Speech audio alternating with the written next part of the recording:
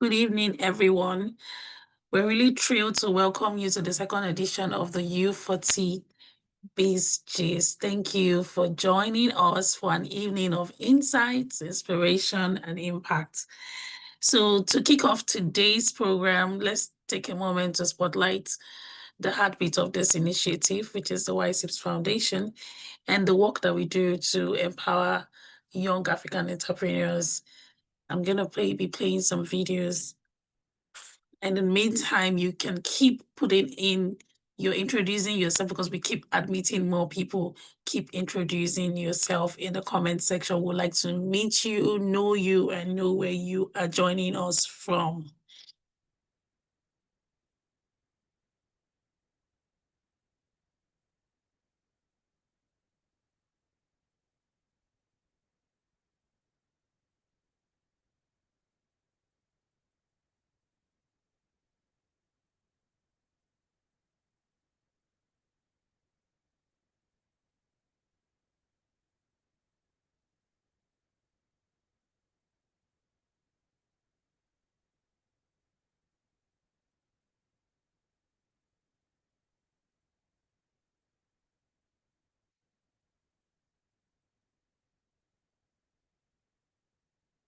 Hello, everyone. My name is Ivory Emeka Ogwa, and I'm the founder and executive director of Youth Sculptured in Palace Style Foundation, YSIPS Foundation for short. At YSIPS Foundation, our vision is to raise highly productive young African leaders for global impact. And we're driving change through our education, entrepreneurship, mentoring, and leadership development programs. On our education program, we're providing scholarships to children who are less privileged to help them get back to school and secure their future. We also have our annual back to school project where we donate academic essentials to children in marginalized groups living in underserved communities. On our entrepreneurship program, we're empowering early stage and aspiring entrepreneurs with business skills, business tools, and small business grants to help them start and scale their businesses. And on our mentoring program, we're reaching out to boys and girls in secondary school and training them on leadership and personal development through our structured mentoring program. We also have our annual conferences to commemorate the International Day of the Boy and Girl Child. On our recently launched Chainmakers program, we're empowering aspiring social impact leaders with professional training to help them gain the skills, the knowledge, and information to drive sustainable development and change in their communities. In the last 4 years, we've been able to empower over 5,000 young people within and outside Nigeria. And in this year, 2025, we're looking to double that number. We welcome you to join forces with us and partner with us to drive the mission of youth empowerment forward so we can unlock the potentials of young people in Africa and build an Africa where every young person thrives. Thank you very much.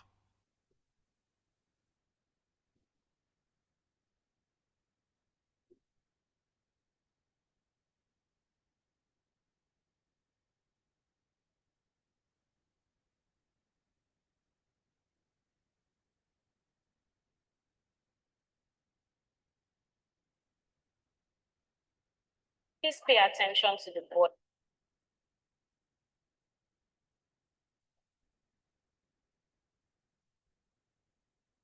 Please, let's see you in the comment sections. Introduce yourself. We're admitting more people are joining. So please, let's meet you in the comments section.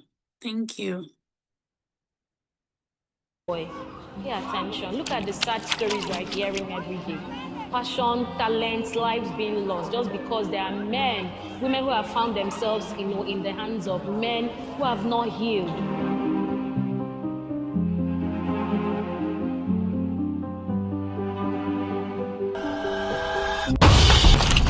Hello everyone, I'm Alexander Anthony here with YSIPS Foundation at the Viridian Comprehensive College. We are commemorating the International Boy Child Day. My name is Etiusa. I'm here to capture the moment. A lot has been said about the girl child, but sometimes we tend to neglect the boy child because we expect boys to be strong. We tell boys that a boy should not cry, a boy should man up.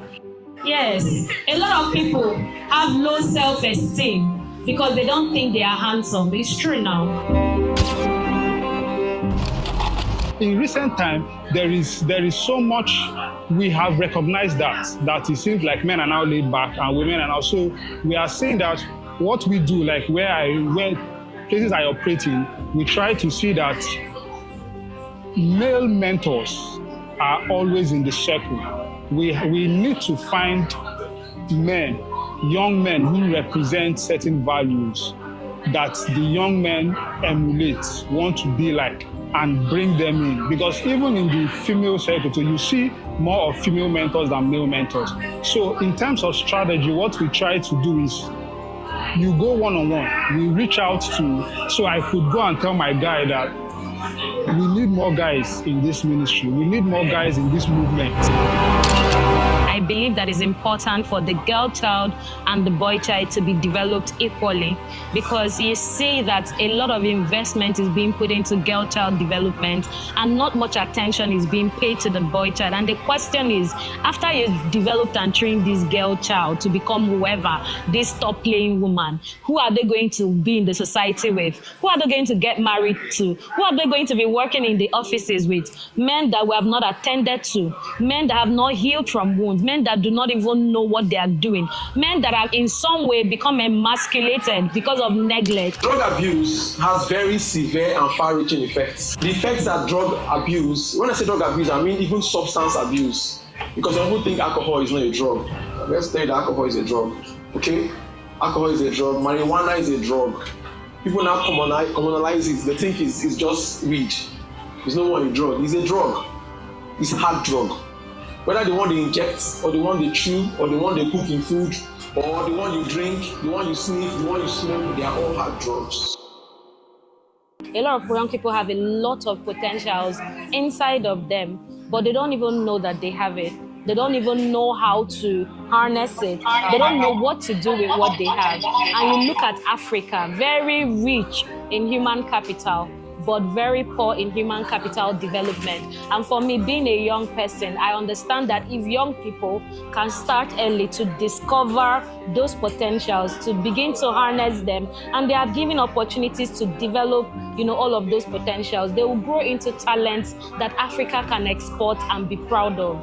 YSIS Foundation came over to my school, and I was able to speak out, getting a healthy self-esteem without going through bad odds. And to my future self, I'm confident in you to stay away from all inferiorities. What I learned was that a lot of boys have low self-esteem in themselves, so they have to build up their self-confidence. And to my future self, I hope I'm a man of self-esteem, and I hope I grow to become somebody one day. I am Mrs. Jumoke Olubode. I am the Executive Administrator of Viridian Comprehensive College. I want to say a very big thank you to YSIP Foundation for counting us worthy to come around and have this wonderful program with our boys. It was educative, it was interesting and enlightening. And that's also why YSIPS Foundation has the YSIPS Mentoring Club. We partner with you. We know you cannot do it. So face your education, teach them the English and math, and leave the job to us of mentoring. We have qualified coaches, qualified boy coaches, girls coaches. We just need access to your school, and we can train them for you. We focus on personal development, character development, leadership development, and of course, there are a lot of other workshops that we expose them to help them discover and develop their potential. If you've been watching up until now, I must commend you. These are the kind of conversations that we need to have. It is with this that YSIPS put this, initiative together. We need to remind the boy child that we see them, we hear them, and we value them. I'm Alexander Anthony here with Y6. Thank you so much for watching. Signing out. Stand up, boys! Stand up, boys!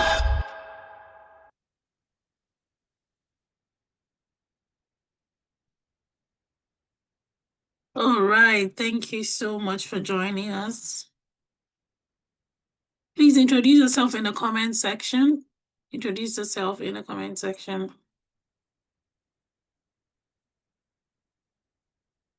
you are not too young to start.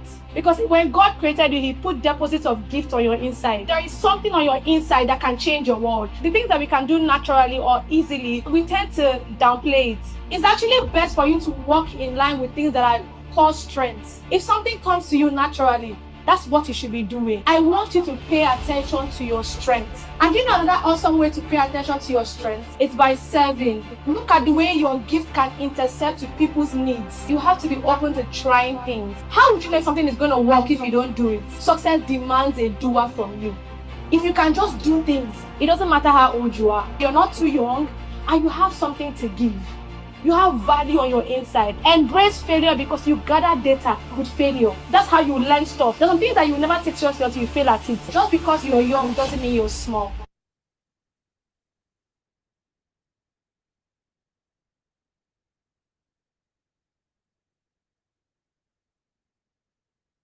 Good evening, everyone that has joined, and welcome to U40 BIZGIST. Welcome. We're very, very happy to have you here. And, we're thrilled, basically. We're thrilled to have you here. So we're going to just get on to kick off. We're going to get into introducing or looking at the people that have joined us or that have applied and that applied for the grant. Last year we launched the first U40 BIZGIST edition, and the impact was really beyond what we imagined. So tonight we're building on that momentum with the second edition, and we're going to take a look back now at the highlights of the last event, looking at the beneficiaries and the awardees from the last event. We're going to do that quickly, and we're going to head on to introduce the speakers of the event.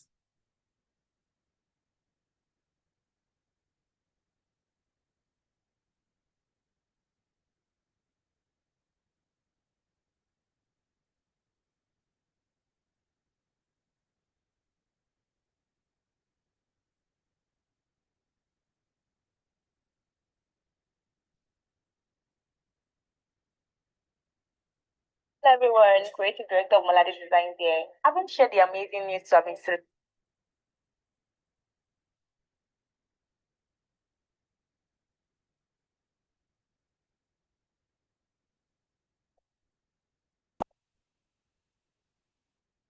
Hello everyone, Creative Director of Maladi Design here. I haven't shared the amazing news to have been selected as the first runner-up for the prestigious scholarship application organized by YC Foundation. The organization decided to bless my brand with this amazing package.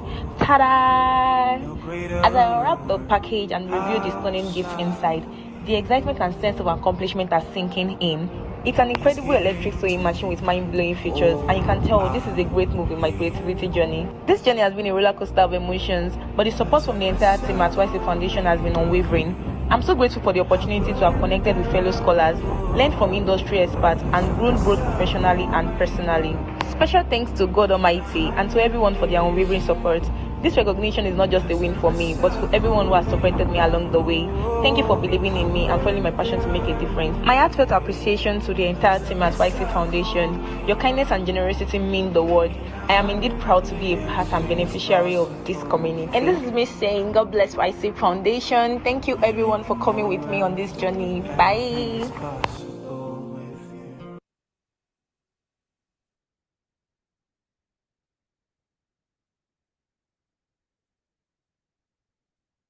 Hello guys, this is Rebecca Thing here once again.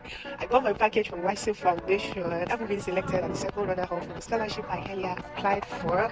Oh my god, this package came with so much surprise. I didn't know I would get in the deadline because I actually said another thing, but god, they decided to bless this girl with Rolex 600. See me shining my teeth. I don't even I'm so happy guys, I'm so happy. This is tripod stand.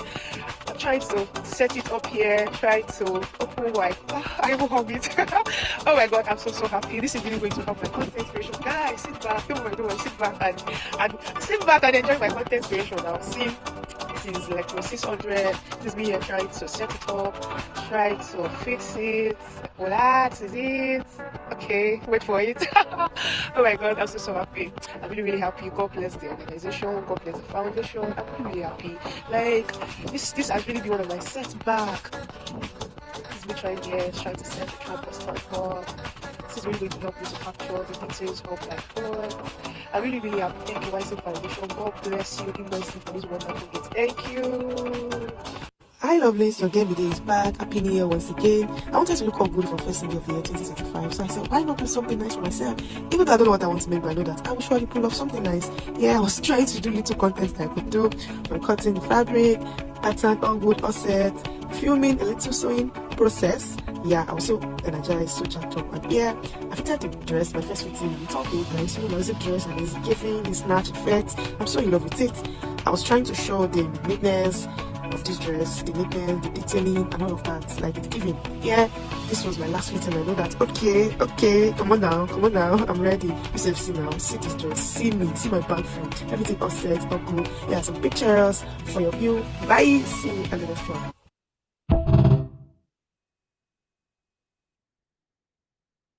Hi guys, it's Elfreda here. I'm beyond thrilled and honored to announce that I've been awarded the prize for the U40 BIZGIST Fashion Design Contest. I want to sincerely appreciate the YC Foundation for the 500,000 Naira prize as the winner of the U40 BIZGIST Fashion Design Contest. This has helped me actualize my dream and I've gotten a spot for the January batch at Prudential Fashion Academy. I'm so grateful for this opportunity and I want to extend my heartfelt gratitude to the YC Foundation for believing in me and my passion for fashion and also for investing in my future and empowering young talents. This scholarship means the world to me and I promise to make the most out of it. Thank you again YC Foundation and everyone who supported me throughout this journey. Your votes, prayer and encouragement has given me the chance to pursue my passion at Prudential Fashion Academy. Thank you all and God bless you.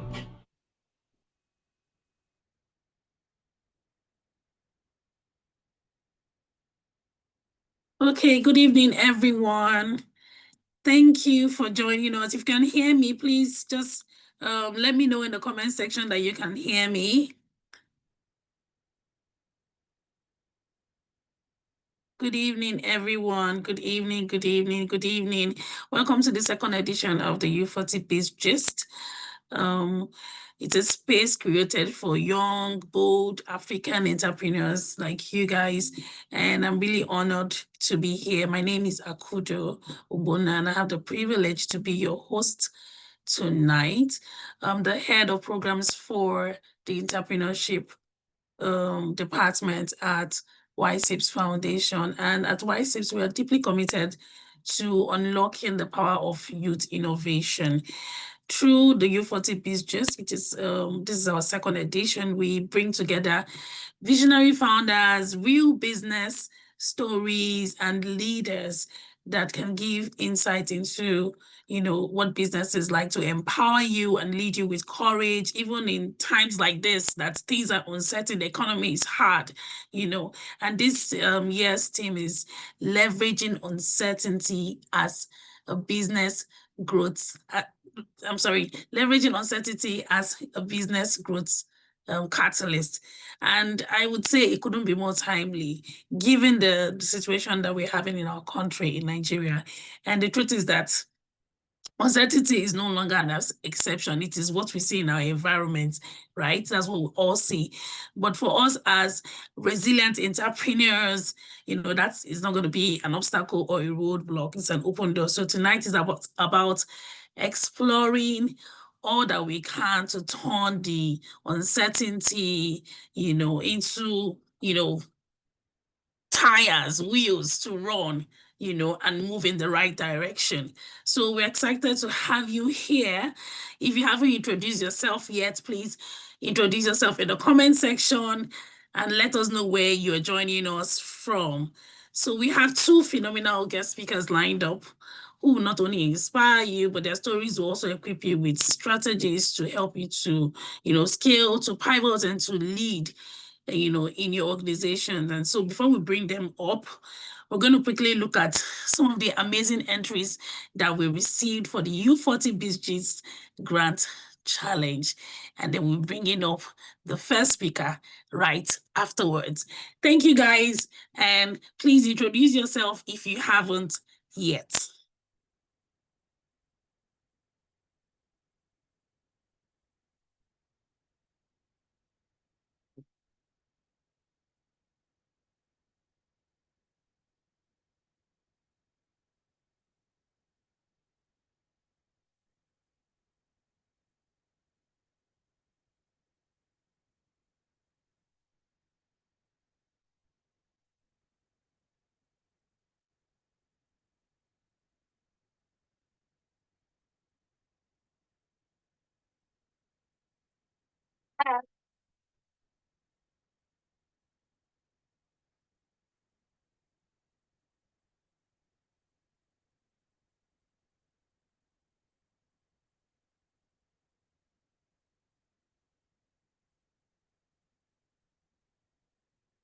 Million Naira grant. Hello, I'm Jennifer Sate, the founder and manager of Sushi Farms, a client.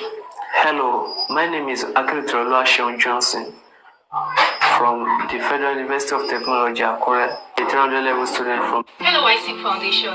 My name is Tim Lola, the creative director of Lola Creations and Crafts. I am Miftauddin Moriam, the founder of Mimo Fashion Home. Hello, YC's Foundation. My name is Elizabeth Akinwale. I'm the founder of Tip This Food. Tip This Food. Hello there. Good afternoon. Wherever it is you're watching me from. Hi. I am Shuaibu Muhammad by name.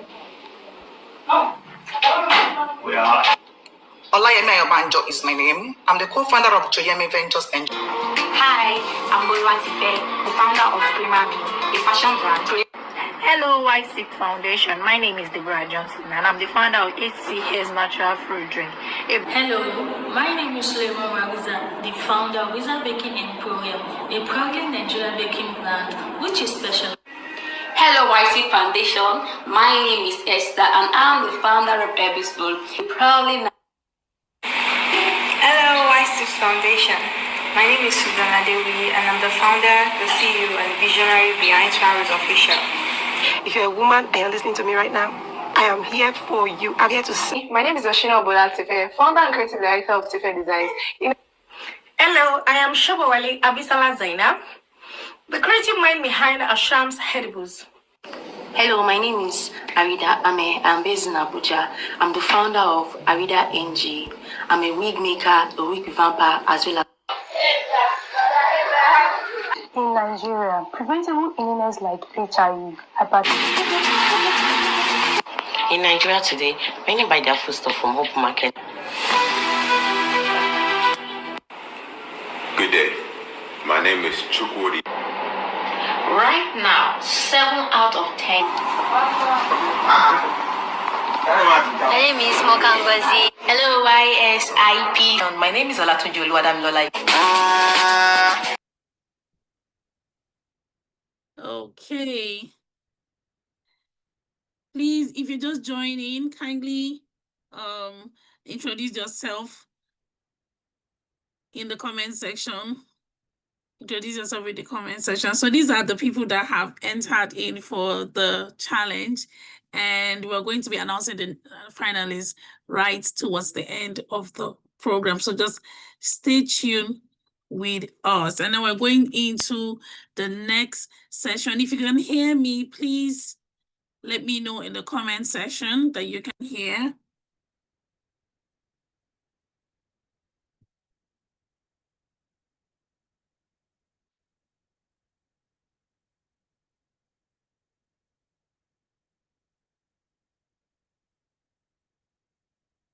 Okay, it's good to know that you can hear me. Please let us know. Those that are just joining, a lot of people just joined now. So please let us know where you're joining in from.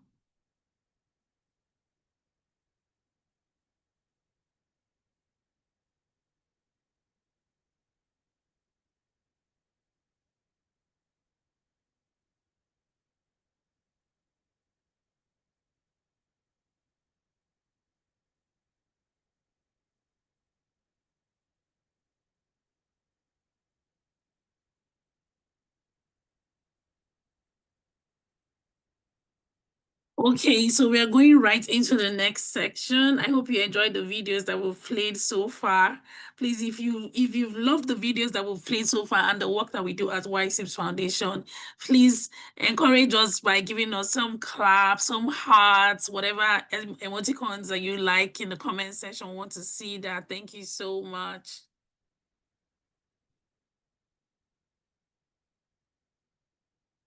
So we're right on track with our program, and we're going in straight into the main event. So it's such a joy to host this event and be a part of this movement that is shifting the narrative for young entrepreneurs in Africa. This year's theme is leveraging uncertainty as a business growth catalyst. And if there's anything that's entrepreneurs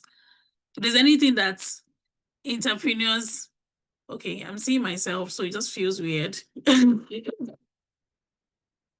Okay. Yeah. So if there's anything that entrepreneurs know how to do is how to, turn challenges into springboards, and that's what we are here for. We're excited to have two phenomenal speakers with us, women who are not only building businesses, but they're also shaping, ecosystems and shaping people's lives. So you'll hear more from them shortly. So I'm going to start with introducing our first speaker for the evening.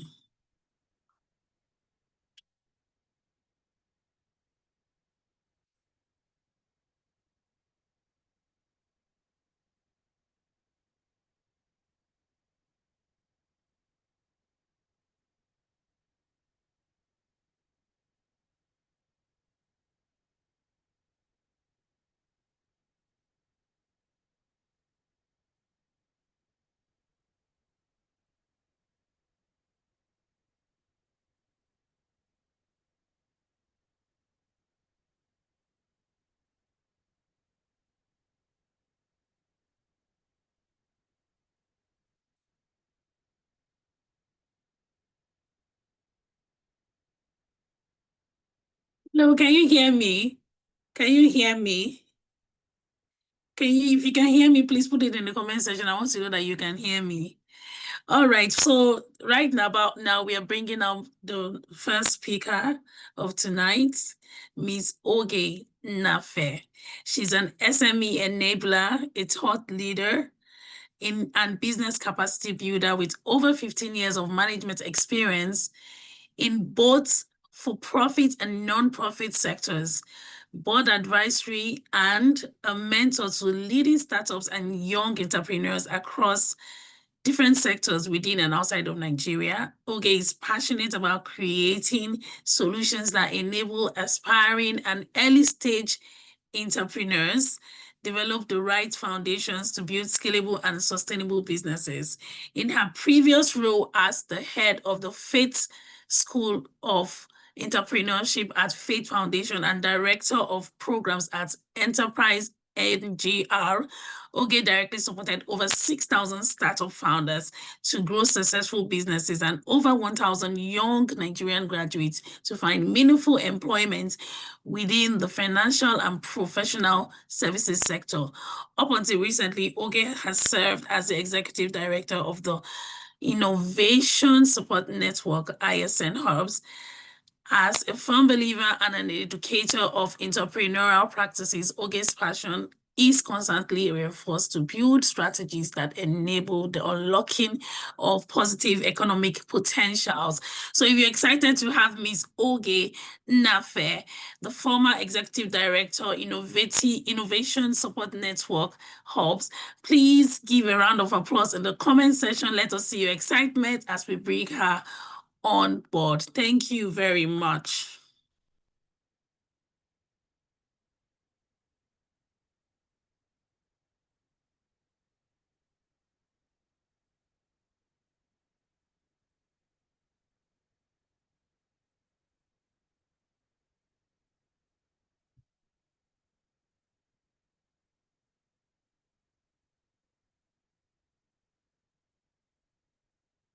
Miss Oge, you can unmute your mic.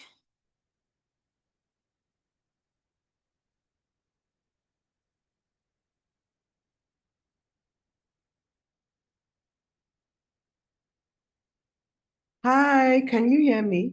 Yes, we can hear you. Okay, so it says that the host has disabled my mic. I wasn't able to. My video and my Oh, mic. your video. Oh, yes. Okay. Let me just see what that is. Just give me a second.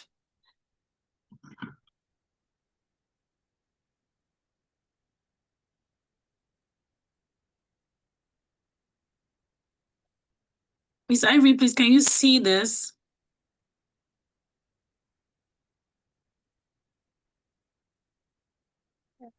Okay, you should be able to turn on your video now. Okay, thank you very much. No, so it says the same thing. Unable to start video. You cannot start your video because it is disabled by the host. Could you please check again? I just set it up. Yeah. Yes, now I Yes. can. Okay. All right. Thank you very much, Ma. Can you see me now? Can you see now? Please, if you can see Miss Oge, can you let us know in the comment section? Yes, we can. See you personally. Oh, you can? Okay. I can't see myself, so I'm wondering where I am. I can see myself, so I can't see you. So yeah. But if you can see Miss Oge, please, can you put it in the comment section? Oh, yes. Oh, you can see you, Ma. I can see myself now. Okay. Thank you. You're very welcome, Ma. Okay, thank you. Thank you very much. Thank you, everyone. Thank you to our great hosts, Ivory and Akudo and the rest of the team for putting this together. I'm very excited to be here. I joined in very early because of the same excitement I've just spoken about, and really, really inspiring to see all the work that YSIPS has done up until now. You know, just being able to relive all the moments through the videos that you played earlier on Akudo. I was smiling ear to ear just sitting down here and seeing and really just joining the beneficiaries of those amazing projects and programs, joining in their excitement and in their gratitude, you know, towards this social good that you and the rest of the team are doing. So I wanted to join all of them to say thank you again to YSIPS, to the management of YSIPS, and to the team, and to everyone who has supported YSIPS initiatives in one way or the other. It's always very pleasant and it causes some deep thoughts, you know, when you find organizations or initiatives that are built around the success or built with the mindset of the people, of the success of the people, especially people in underserved communities, you know, who are unable to access some of the opportunities that others who are in the middle of the hustling and the bustling and bubbly areas of the country live in and are able to access. Some people are just not able to access some of these opportunities. So when I see organizations like YSIPS who go the extra length, whose design of existence is really to target and to support people who are unable to support and help themselves, I'm always happy to be part of those kinds of initiatives. So thank you again. Let me just run away from there, and jump right in. I'm very excited to be here, like I mentioned earlier, and especially to be discussing the topical area, you know, for me in my many years. So again, I know Akudo has read a bit of my profile. My name is Oge Nnaife. I've been within and around the entrepreneurship space and ecosystem for years, you know, and I've been there, done that, seen it all, I believe. Maybe not all. I mean, we keep learning and we keep growing, but I've seen quite enough that has helped to shape my thinking and my thought process and patterns around how I engage with entrepreneurs or how I engage with the entrepreneurial ecosystem largely.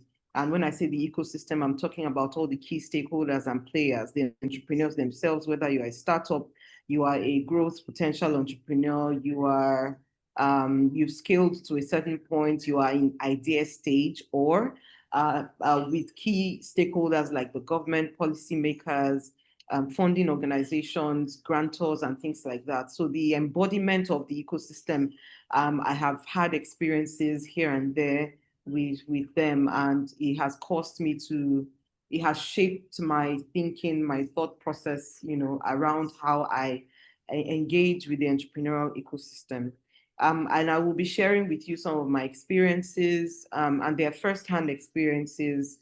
And then I believe that this conversation, this discussion will help us to, maybe we can even write a paper or something around, you know, topics like uncertainty. It's sometimes often not noticed, but it happens to everybody. And I think and I believe that the earlier we start to embrace it as a tool, as a tool for growth, and I'll explain what I mean by that in the course of the conversation, the better for us. But just as a way of introduction, I mean, if you're an entrepreneur in Nigeria or in any emerging markets, at all, you should be no stranger to uncertainty. And like I said earlier, sometimes we don't really observe that it exists, or that's what we're facing in our businesses at the time, but that's what it is.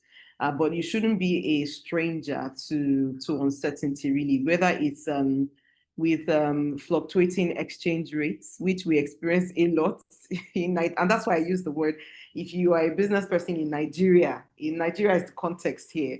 And I mean, it happens in every other,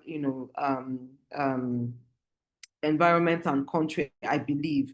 And that's why I also mentioned, even in any emerging markets, with no exceptions, really, uncertainty, you shouldn't be a stranger to that. It may be, like I said, with fluctuating exchange rates, it may be with sudden policy shifts. I mean, you sleep tonight, you wake up tomorrow with a new policy that the government has just, passed into law that will make or mar, your business process and where you are.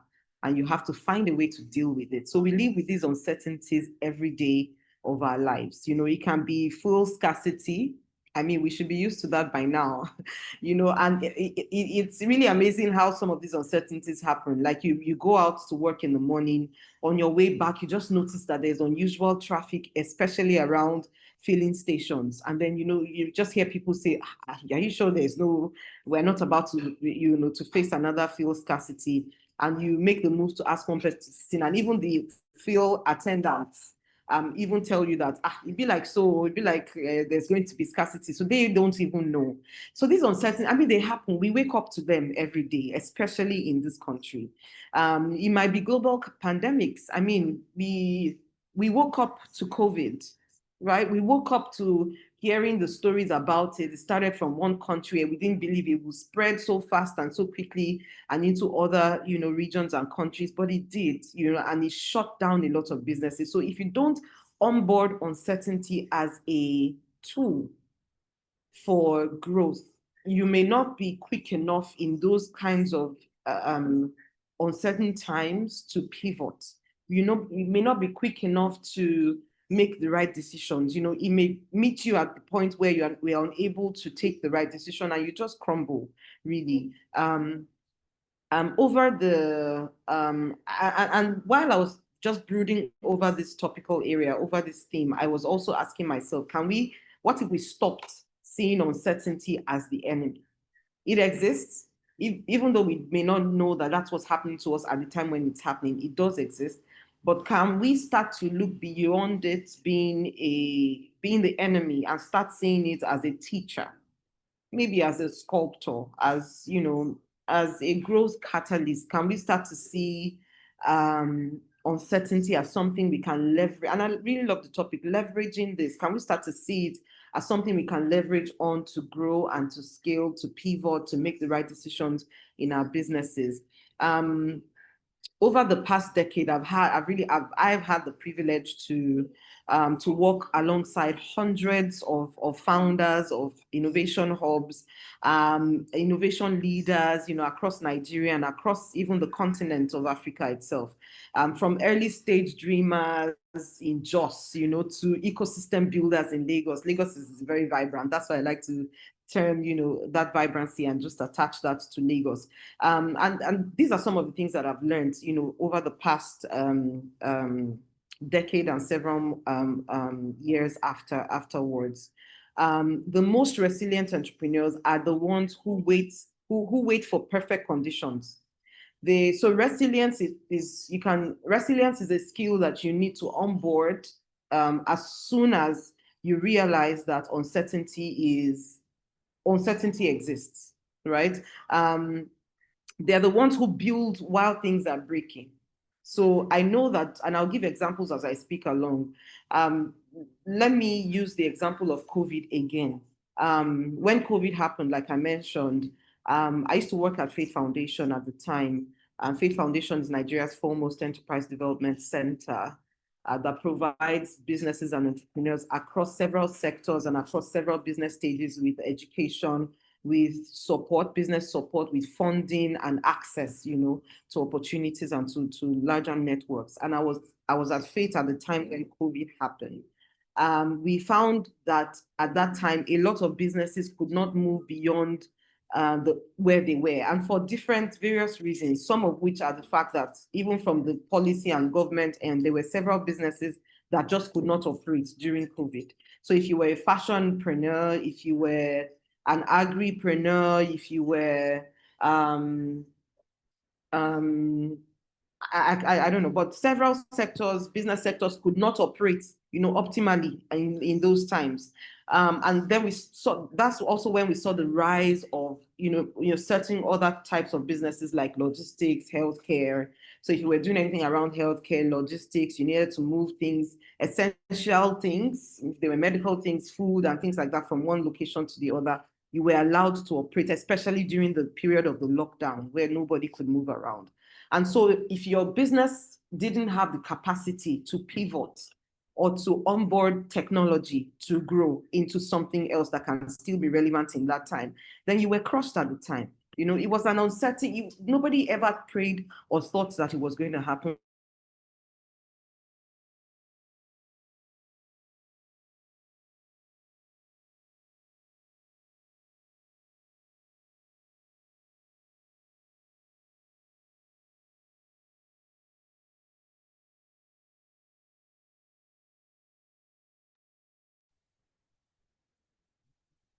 I think Ms. Oge might be having a network issue because I can't see her here.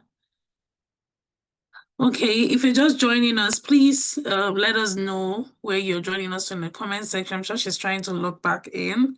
Let us know where you're joining us in the comment section. Oh, John Effion said he worked with Faith Foundation. He's a volunteer with them. Can you hear me now? Okay, you just went off for a bit. Yes, but we can't see your face, but we can hear you. So can you hear her in the comment section?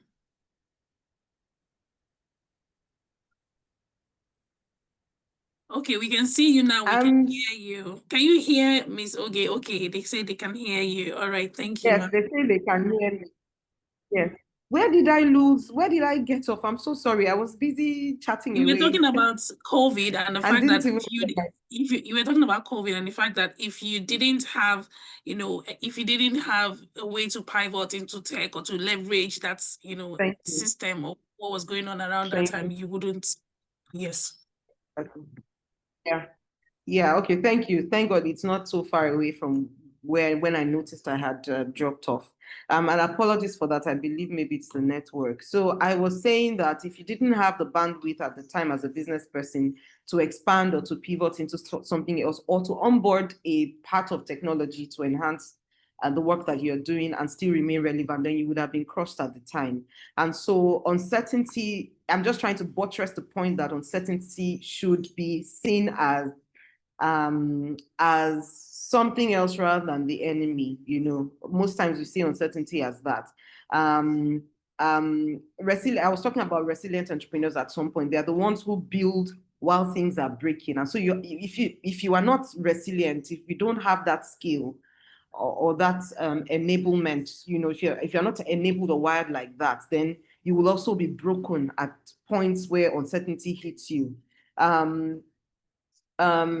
In fact, many of the businesses we admire today, to be honest, global or local, many of them didn't just survive uncertainty. They were shaped by it. Uncertainty helped them to rethink their strategies, rethink their structures, rethink even sometimes their location, their approaches, their methodology, rethink a lot of things. If you are in the business of providing capacity building and you only have the bandwidth for providing that in person, so your students, your trainees, your target audience have to come to a physical space, to get that education. At times like COVID, you can't do that. You're going to be crushed. So how about thinking about e-learning platforms, LMS systems? How about thinking about conducting and delivering your training materials virtually through several means and mediums? So a lot of businesses that you and I admire today, honestly, they didn't just survive, uncertainty. Most of them were shaped by it because they were able to move their businesses and their processes around. They were born out of it. They were fueled by it because uncertainty approached.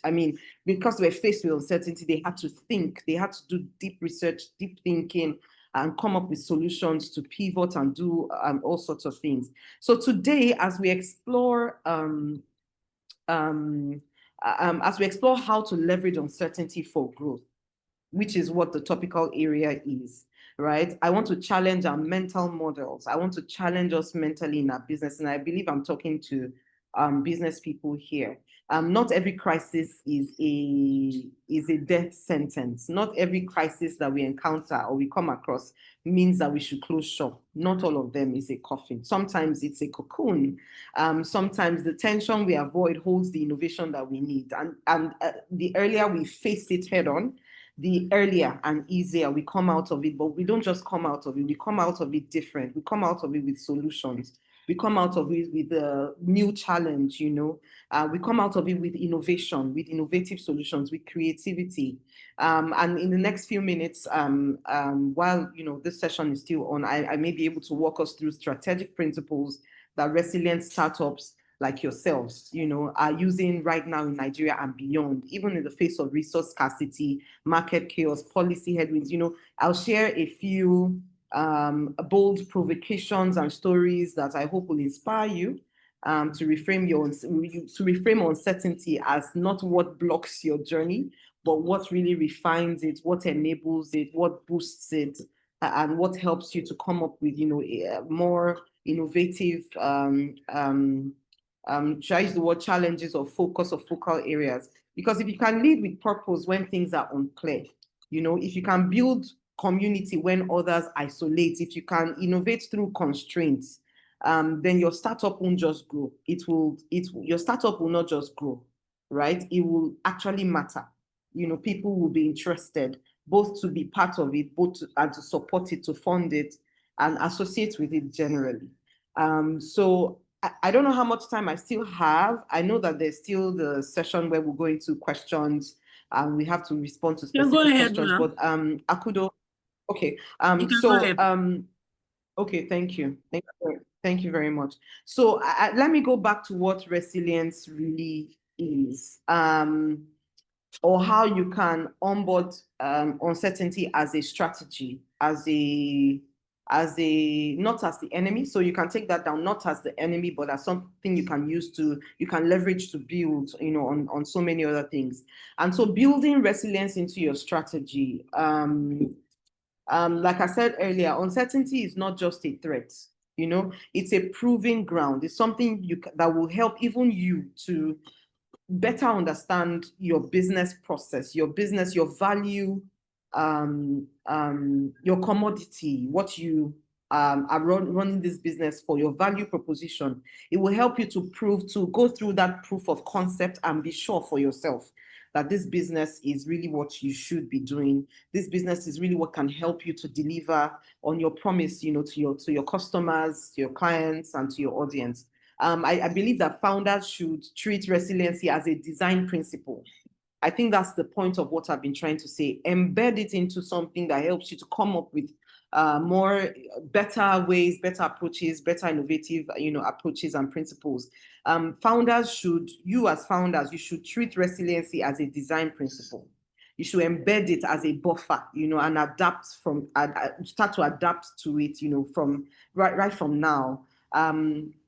There's one expert who noted that some of the most impactful companies today were formed during a crisis. Some of the most impactful organizations we know today, they were formed during a crisis. Some of them, off the top of my head, would be an organization like Endeavor. And really, by planning for shocks and maintaining, steady long-term vision and trying to keep your team, stayed motivated and aligned, even when markets are wobbling, you must communicate a clear mission, doing so with a shared purpose. But even embedded in that, your shared purpose, I want you to always note that you must onboard uncertainty as a platform, as a tool, as a resource, as a as a strategy you can use to prove to yourself and to your audience, people who buy from you, people who patronize you, that you can grow beyond this. So let's stop seeing uncertainty as the enemy. It has always been there. It will always be there. So rather than it being a weak point, it can be a strong point and a strong tool for growth, because a lot of organizations have been able to grow. We know them today because of their uncertain times, the uncertainty that that they were faced with, and how they were able to come out of it. In terms of also leveraging uncertainty as a tool, you must also onboard, or you must be a disciplined entrepreneur. You must be a financial. You must onboard financial discipline, fiscal discipline, and you must be very, very customer centric as well, in whatever it is that you're doing, because without your customers, you're not in business. I mean, business and customer, or revenue and customer, I believe are 5 and 6, and they go hand in hand. You are in business, running a business because there's a customer to patronize you, whether it's a service that you're providing or it's a product that you are selling, right? That you are developing, producing, manufacturing, whatever, but then you are selling that value to gain an exchange in value as well. In downturns, startups like yourselves, founders. So I'll use these words interchangeably: startups, founders, entrepreneurs, whatnot. You must begin to cut costs smartly. I believe that, in all my time and years, working with entrepreneurs, providing entrepreneurship education and support, growth support services to entrepreneurs, one of the things that we've always maintained is, especially for people who are really just starting out, is is that you should always think of working with a very lean approach. Lean methods, lean methodology, lean approaches help you to grow faster. They help you to see the looming crisis, in the future of your business. But they come at you, those looming challenges and crises, they come at you very slowly. I mean, you see them and you're able to plan for them. But if you start up a business and you start with you want to start really big, you must have a physical space, you must have this, you must have that, you must have 5 team members working with you. Sometimes business doesn't exactly take that structured approach. Sometimes it doesn't work like that. So most times it may just be yourself alone, building a product or developing or designing a service for a particular target market, and you have to be able to explore. You're building from the point of design thinking, you're building with empathy, you're understanding your customer needs and perspectives very clearly, and all of that information and data is feeding into what you're building as a product or as a service, so that once it is done, the building process is over, you have a ready market, you have a ready customer base, people who are ready to exchange their monetary value for what you have, what you've built. So cut costs smartly, onboard fiscal or financial discipline, and be very, very customer centric in all of your approaches. Whether you are a big business today or a small business today, build using very lean structures. And these things, when you build with a lean structure, if you get to the point where that structure is no longer able to carry your business at the point where it is, then you can just keep, I mean, the sky is the limit. Expansion doesn't have a limit in terms of how high or how wide your business can grow. So you keep growing. You should always leave room for growth. You may not be, you don't have to do everything at once and in one day. You understand? And practical steps really include shifting to, I mentioned this earlier, if you are, and I think I used anybody who is doing business around providing any kind of education, entrepreneurial education, employability education, whatever kind of capacity development thing that you're doing. Rather than thinking of having a physical space, you can have a physical space, but have a remote approach, in that design somewhere, just in case there is an uncertain, there's a policy that comes out tomorrow, or COVID, God forbid, COVID happens again, or something else in that nature. happens that prevents your business from operating optimally the way that you used to operate, you can quickly make a switch. You have to always leave that opportunity, that window to make a switch anytime in your business. Please, I'm begging you. We live in uncertain times. We especially in Nigeria. You can wake up tomorrow and something has happened in your business sector that has changed the face of the approach, and there's a new policy and things like that that will kill your business. You must always have this at the back of your mind and make available that opportunity for change to happen, for you to pivot, for you to onboard a new tech, just something for you to be able to continue to exist. You must, that thing around consistency must be top of mind for you. You shouldn't allow anything to kill you and take you out of the scene completely. So in your design of your business processes and strategy, while you're thinking strategically how to grow your business, you must always think about creating opportunities, creating avenues, creating just that allowance that for your business to be able to wiggle out any uncertainty that that comes up. Please, I'm really literally pleading that you do that. Practical steps you can think about. You can speak to an entrepreneurial coach. You can speak to mentors, facilitators in business strategy and principles to help you to think strategically about how to do this. Founders should also lean on loyal customers. Don't ever create rifts or destroy the bridges that you've created and built with your customers, especially your loyal customers. And you all know what loyal means. People who come rain, come shine, they will buy from you. They make referrals to you, to your business. They go the extra mile and put in some extra effort to talk about your business, whether it's on their own pages or at any opportunity that they have. Ensure that you find a way to always remain in the forefront of your customers. If they're standing on a global stage, local stage, whatever stage, and they're talking about anything that has to do with your business, that they will mention, they will make referrals, they will mention your business name, they would ensure that the visibility that your business needs, they are also able to give it. So lean on your loyal customers. Existing clients are gold when new sales dry up. Really. You can do this through different things: frequent checkups, WhatsApp, SMS, whatever, loyalty incentives, just to keep those customers engaged throughout several periods in just as your business continues to grow.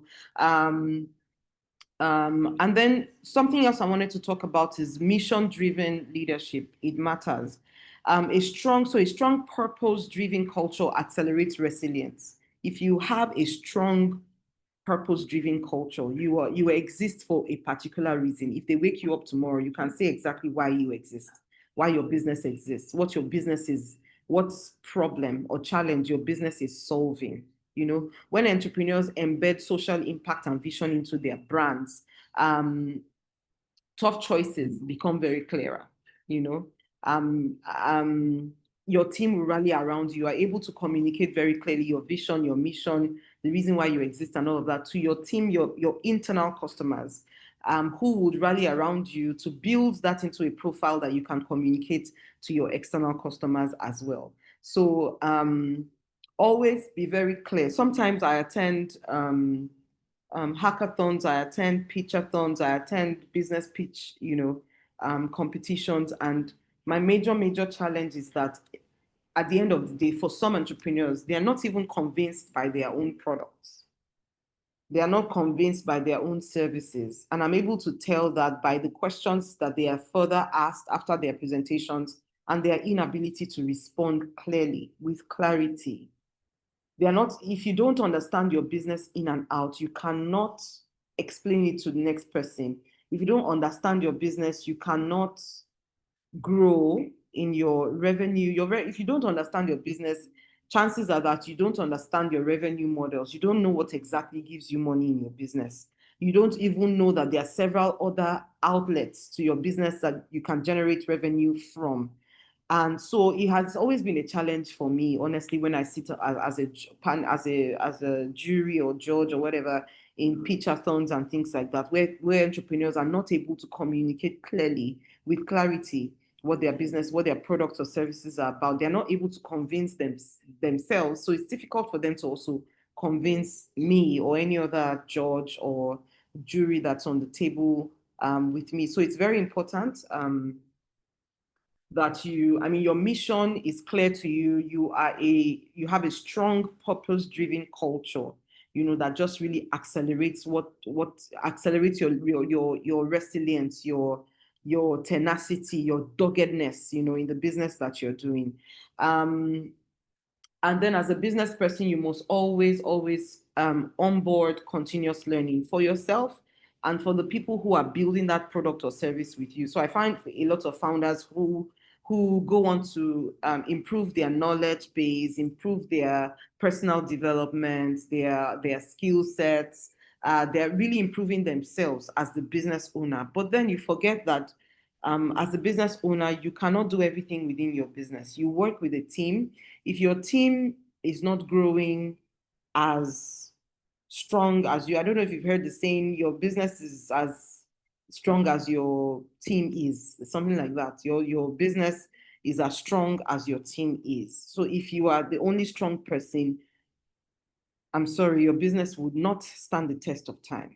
If you are the only strong person, and when I say strong, I mean strong on all levels, in terms of education, in terms of knowledge of the business, in terms of best practice for what that business represents, in terms of global view, in terms of marketing, in terms of anything at all, research, policies around that kind of business. If you're the only knowledgeable person, if you're the only strong person, and you have a team, but they are not carried along, they're not as strong as you, they're not even close, then chances are that your business will not stand the test of time.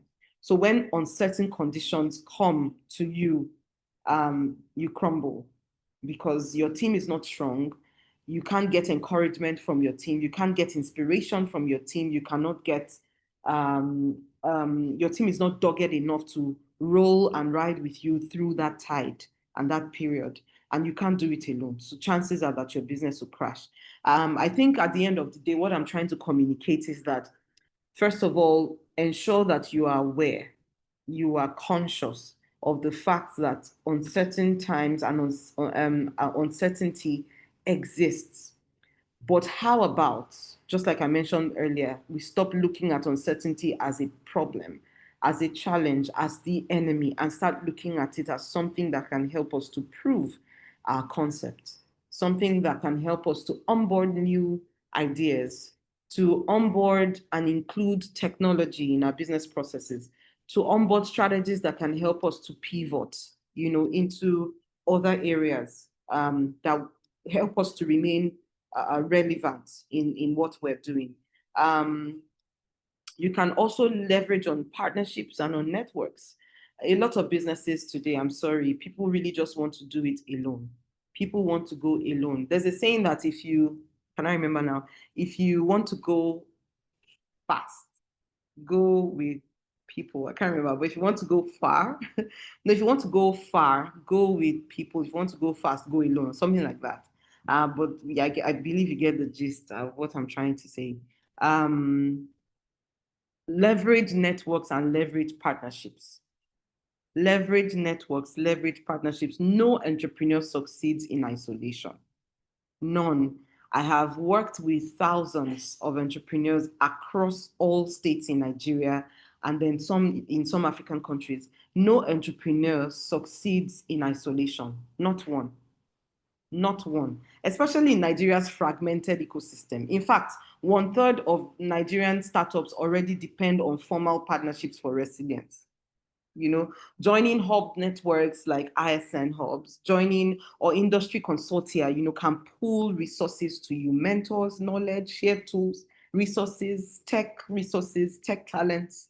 You can get a lot of things for free for the growth of your business. But if you're not partnering, if you're not networking, if you're not going the extra mile to participate in networking activities, in partnership conversations, you know, you will be missing out on a lot. You can't do it alone.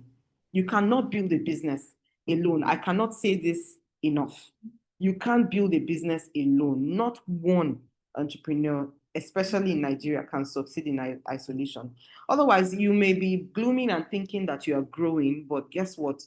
The next person who's in the same business space and sector as you is growing faster and farther than you because they are part of networks, because they are part of associations, because they onboard the thought of partnership and networking as a tool, as a resource. It's actually a resource, you know. This also helps to amplify your influence, you know, linking up informally, cross-marketing with non-competing peers and people who are not doing the same thing as you, but you're just really just cross-marketing. These things widen your reach, you know, they widen your reach, they widen your knowledge base, they expand your network, you know, in terms of community building, whether it's online, whether it's offline, in itself alone is even a buffer. These things, you must always think about things and strategies that can help you that can be buffers to your business and keep you up there, just keep you maintained up there. It's very essential, very, very crucial, very, very, very, very essential. You must also explore several business models, you know, and find what works for you. And, you know, I don't know if you know of the business model canvas, but that tool alone helps you to think think about the length and the breadth of your business. Think about unforeseen challenges. Think about uncertainties that may happen and start to build strategies even from now that can help curb all those challenges when they do happen. Sorry, can you still hear me? Yes, we can hear you. Hello? Yes, ma'am, we can hear you. Okay. Akudo, are you trying to contact? Yeah, we can hear you, ma. We can hear you, ma. Were you trying to contact? Oh, you couldn't hear me at some point? No, we can hear you. We can hear you. So, yeah, I'm just trying to draw your attention. That's all. It's fine. Okay. Yeah, because Miss Elfreda is... How many minutes do I have? Yeah, just 1 minute more, and then we'll bring on Miss Elfreda, and then after then we'll have the Q&A. Thank you, ma. Okay. So I believe that you really get the gist of what I'm trying to say. At the end of the day, my goal, you know, for this session was to ensure that I'm able to communicate that uncertainty exists, but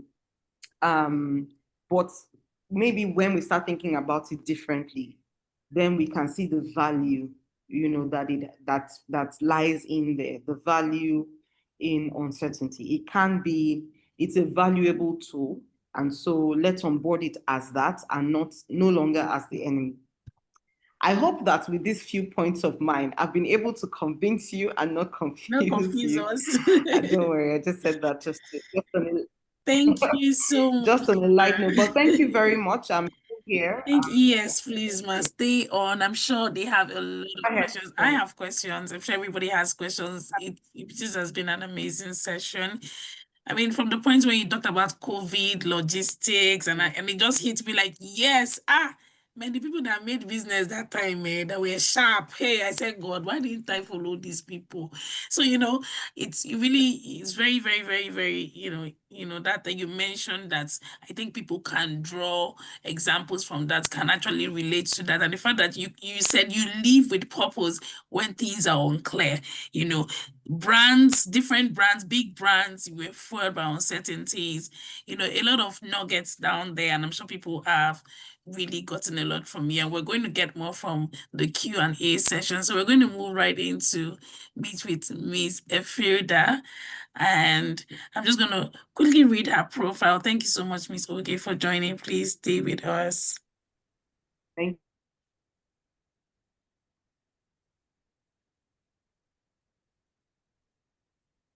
So quickly, we're going to invite Miss Elfreda Sheriff. I'm going to just briefly, quickly read her bio. Just a second there.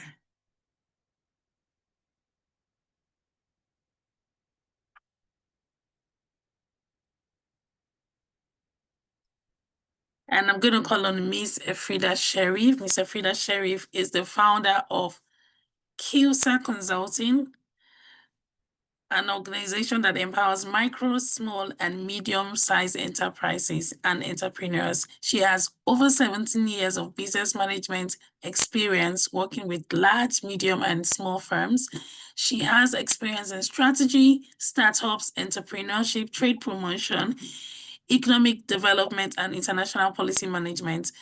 Through her work at QSA, Elfreda has supported over 3,000 small businesses, startups, and entrepreneurs. She's passionate about women's economic empowerment and works diligently to support women-owned businesses. Elfreda has also worked with a wide range of clients, including development organizations, government agencies, multilateral agencies, Fortune 500 corporations, non-profit organizations in the US, Nigeria, Liberia, and Ghana. She has an MBA in entrepreneurship and strategy management, an MBA in international business, and an MSc in international policy management from Kennesaw State University. She is a certified business development services provider. So we have, our speakers are loaded. So, I'm so glad to have you guys on board. Welcome, Miss Elfreda Sheriff. Thank you for joining us. Thank you so much, Elfreda. Thank you. Thank you very much, Ivory. Thank you for putting all of this together. Can you guys hear me? Oh, yes, ma'am, we can hear you. If you can hear me, Elfreda, please can you let us know in the comment section? Thank you, guys.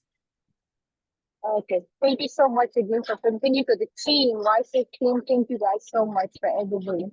You know what? I don't even know where to go after Oge. What Oge just did all those minutes. I'm sure you have a lot, man. People pay for that.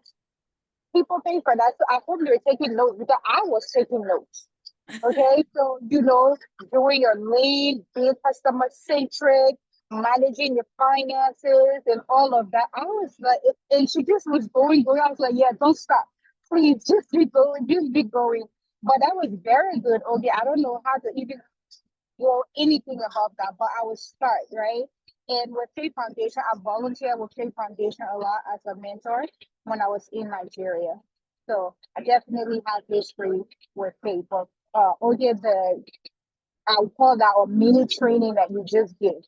That was just excellent, just way up there, just very good. So thank you. Please, y'all, in the comments, please let's give clap for Miss Oge because I know I work in the industry, so I know what she's giving you. Sometimes people pay for that, or people get paid to do that. So let's give him clap for Miss Oge in the comment section. Thank you. Thank you. Thank you so much. Yes. And we'll get more from her. Me too, I'm gonna be learning. Frida, thank you. Yeah, so thank you so much. As far as resilience, and again, if you treating, Ms. Oge has dished out enough to us. As far as resilience, I would say I would give an example, right? When I moved to Nigeria, was it 5 years ago? It's a year before COVID. When I moved to Nigeria for my husband's work, I didn't know anybody in Nigeria. Of course, I wasn't in Nigeria, so I didn't know anybody. When we talk about uncertainty in this state, we can talk about COVID and how it flew people off. Sometimes uncertainty can be, a flood or SARS that happen, different things. So you have to think about it in that way. So when I got to Nigeria, the work I was doing before, here I am in a strange place. I don't know nobody there. And the thing is, we moved from my husband's work, right? So my husband is in Port Harcourt working. He's not even in Lagos with me. So I'm pretty much left alone. I could have packed up and say, you know what, I'm not doing anything closer. What would I come here and do? Where am I going to start? Who do I know here? But like he said, building resilience, she mentioned that. It can start with your mindset, right? What do you think? Do you see this as an opportunity?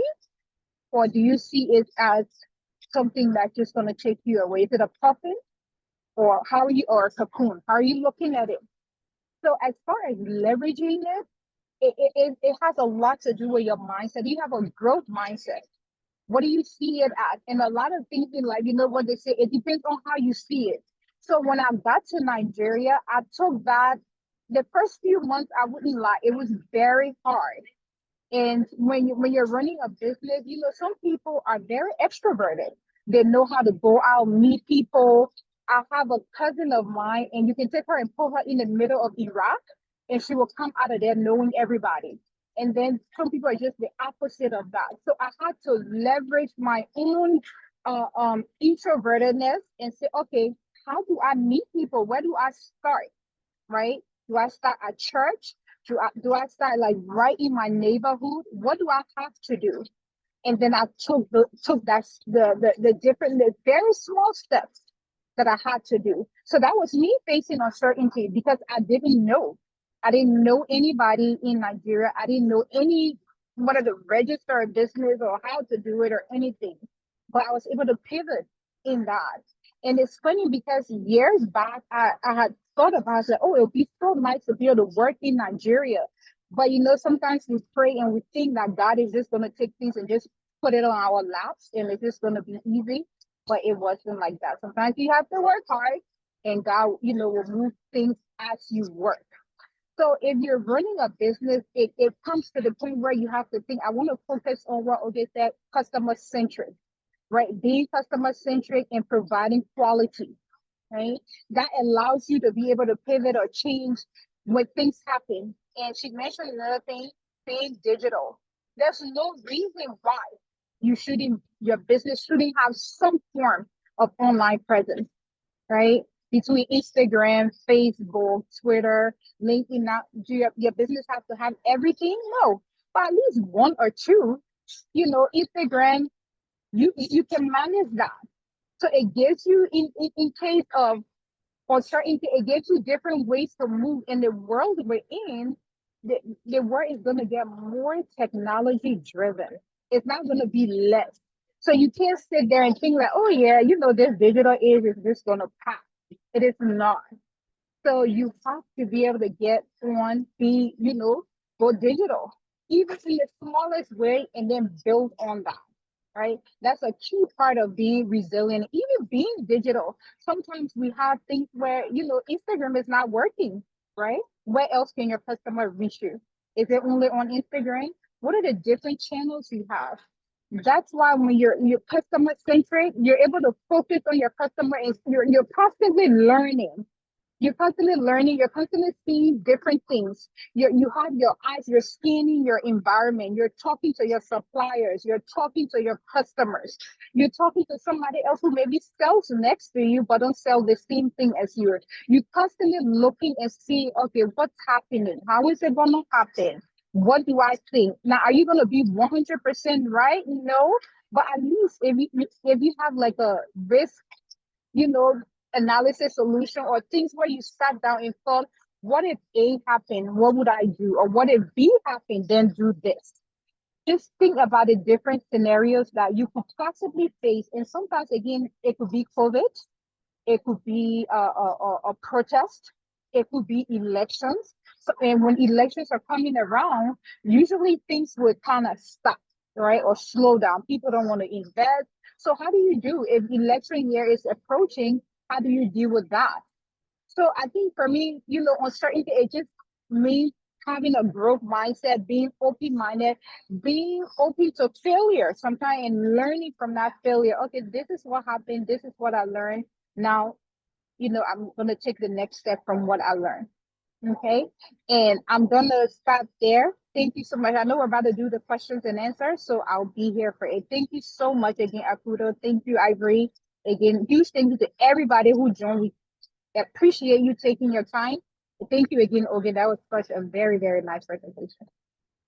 Thank you very much, Ma. Thank you so much for coming in. We've really gotten a lot from your experience, your wisdom. So we're going to go quickly into the Q&A. First of all, we'll take some few questions and then we'll go and take some questions from the audience. So if you have any questions, please begin to put them in the comment section, because we'll be taking your questions soon as after the first set of questions we have. Thank you very much. So we're going to start with Miss Oge. Miss Oge, in your experience working with innovation hubs, how would you say Nigerian entrepreneurs? Can you hear? Sorry, can you hear me? Please, sorry to butt in. They need to come back on video. Let's have that settled before we move. Okay, ma, can we see you both on video?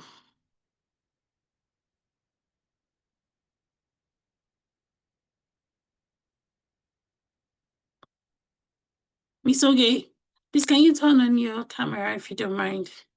Thank you, ma'am.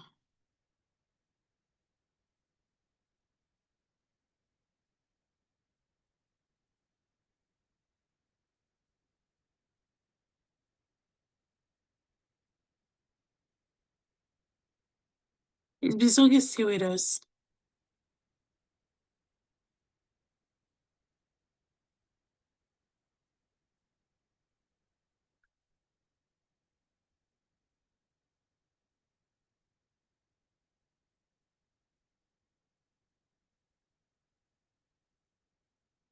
Okay, I think we'll start with questions with, okay, Miss Oge. She's sending me a message, but I can't see her on the line.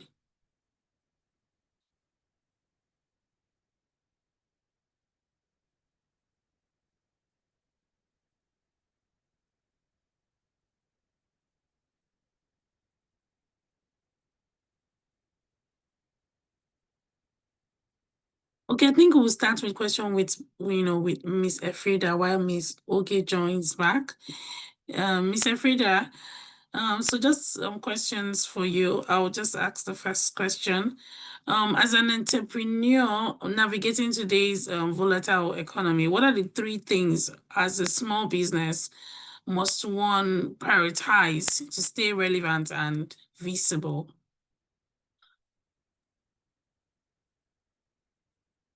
So it's not letting me turn on my video, but yeah, it's fine. Okay, so continue your digital marketing, be online. You can't like not do that. Be online. Check your mindset. I would say don't do a lot of comparisons, because sometimes I have people who want to do a business, but then they're like, say somebody creating a software, they say, oh, okay, I want to be like Microsoft. No, be realistic in setting your vision. Be realistic, be online, and then going back to your customer, be customer focused. And when you're customer focused, there are things you're gonna do. You're gonna provide customer satisfaction, right? You're gonna provide customer service.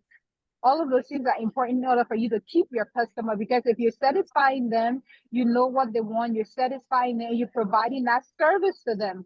That's what's gonna make them come back. So this is very important thing. You've said 2 now. I think 3. Yeah. Okay, so I said what? Go digital. Digital marketing, yeah, and keeping your yes. And then your mindset. And your mindset. Yeah, your mindset. Make sure you're not comparing yourself. You're progressing on your own in your own way, right? Your business is growing in a way that you have set. What is your vision or your plan for the business? Are you meeting the goals that you have set? Because that's going to have a lot to do with doing with uncertainty, because you're going to look at somebody else and say, oh, that person is doing, their business is doing better, but you really don't know what their finances look like. Right? Yeah, very important. Thank you very much, Ma. Very, very key. So digital marketing, being customer centric and having the right mindset. Very, very, very amazing options or amazing answers there. I'm going to ask you another one before we'll take on Miss Oge. She's joining in. Her network pulled her off and she's joining back in any moment now. So many startups actually struggle with building strong brand identity due to limited budget. We posted something on the YSIP's Instagram page about, what challenges that they were going through. And a lot of them said budgets, said money, So how can they still communicate value powerfully without necessarily breaking the bank? See, the thing is, I was listening to something today. It's not about money. It's about money management, right? What do you do with the little you have? Because whatever you do with the little you have now, if someone were to give you 1 million naira today, you would still do the same thing.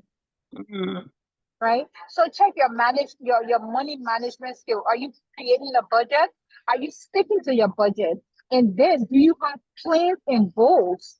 I think when it comes to marketing, when it comes to branding, having goals and plans are just very important things to have, right? Because if you don't have a goal, you're trying to you're just spend recklessly. If you don't do your research, say if your customers you're looking for, if they're not on Facebook, for example, if you're spending advertising dollars on Facebook, then you're wasting your time. It could be that for your customers, there might be in your locality. So maybe it could be that you create flyers, even if it's digital flyers, and then you have someone, you're giving that around. So think about your business within your own view, within your own market environment. Don't think about what someone else is doing. And when it comes to branding, we hear things about Coca-Cola or iPhone.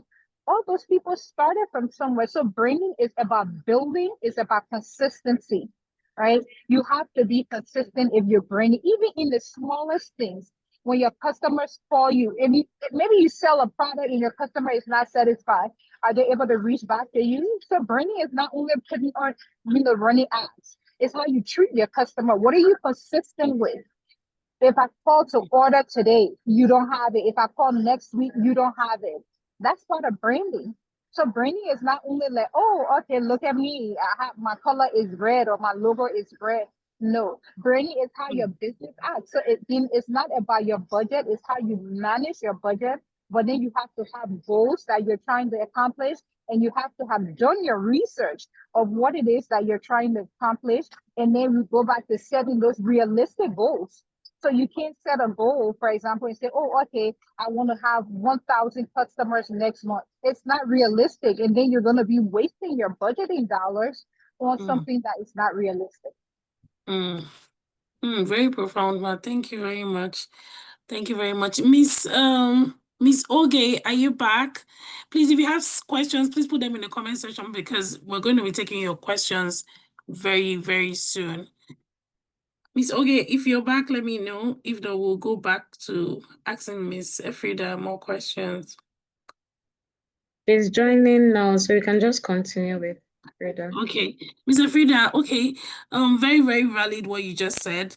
It's not about money, right? But a lot of people talk about money. It's not about money, but about money management skill. What are you sticking to your budget? If you don't have a goal, you end up spending recklessly. And then of course your branding, you have to be consistent. And consistency with branding is not just about what do you put out there, your ads or your colors, what do you represent, what your customers know you as. If you are, meeting timelines, right, as you should, or whatever you've given to your customer and said, oh, I'm going to meet up every 2 weeks. I'm going to, you can call me, or I'm going to open shop by 11 a.m. Are you open up at that time? That forms part of your branding. How do you look to your customers? Those things are important. So very, very valid point. I'm taking points. Me as an entrepreneur, I'm taking points. So another question, you've worked with many entrepreneurs over the years, over 3,000 entrepreneurs. What mindset shifts have you seen that have helped brands, SMEs, brands, grow even faster in uncertain environment like Nigeria, for instance, where people are in pain, So what mindset shift would you say you have seen that have helped brands grow faster even in uncertain environments? A growth mindset. And that's because And those type of people of growth mindset, they're not necessarily scared of failures, right? They're very innovative, knowing that if they fail, that's a learning for them, right? They can learn from that situation. They're not scared to fail. They're not scared of what other people think. Like, what would they say? What will happen if this happens? They're open to failure and learning from the failure. So that's a growth mindset. You want to have a growth mindset. You want to be able to, see problems or challenges as opportunities.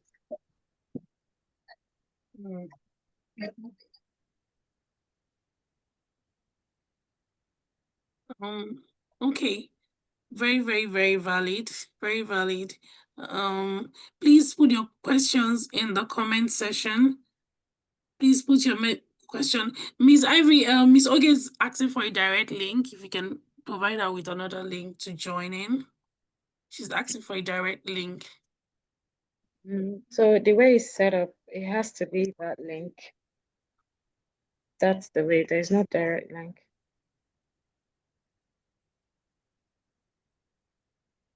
Okay, I'll let her know. Please put your questions in the comment section. Another question. So you're saying keep a growth mindset. So, obviously we're living in uncertain times in Nigeria, for instance. Things are hard.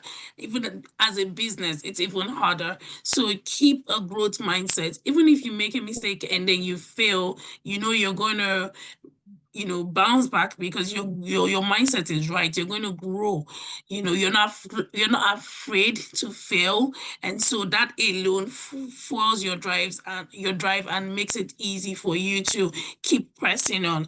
So, Miss Elfreda, with the current inflation, and naira devaluation, I mean, as far back as 2022, everything has tripled, fourfold, fivefold.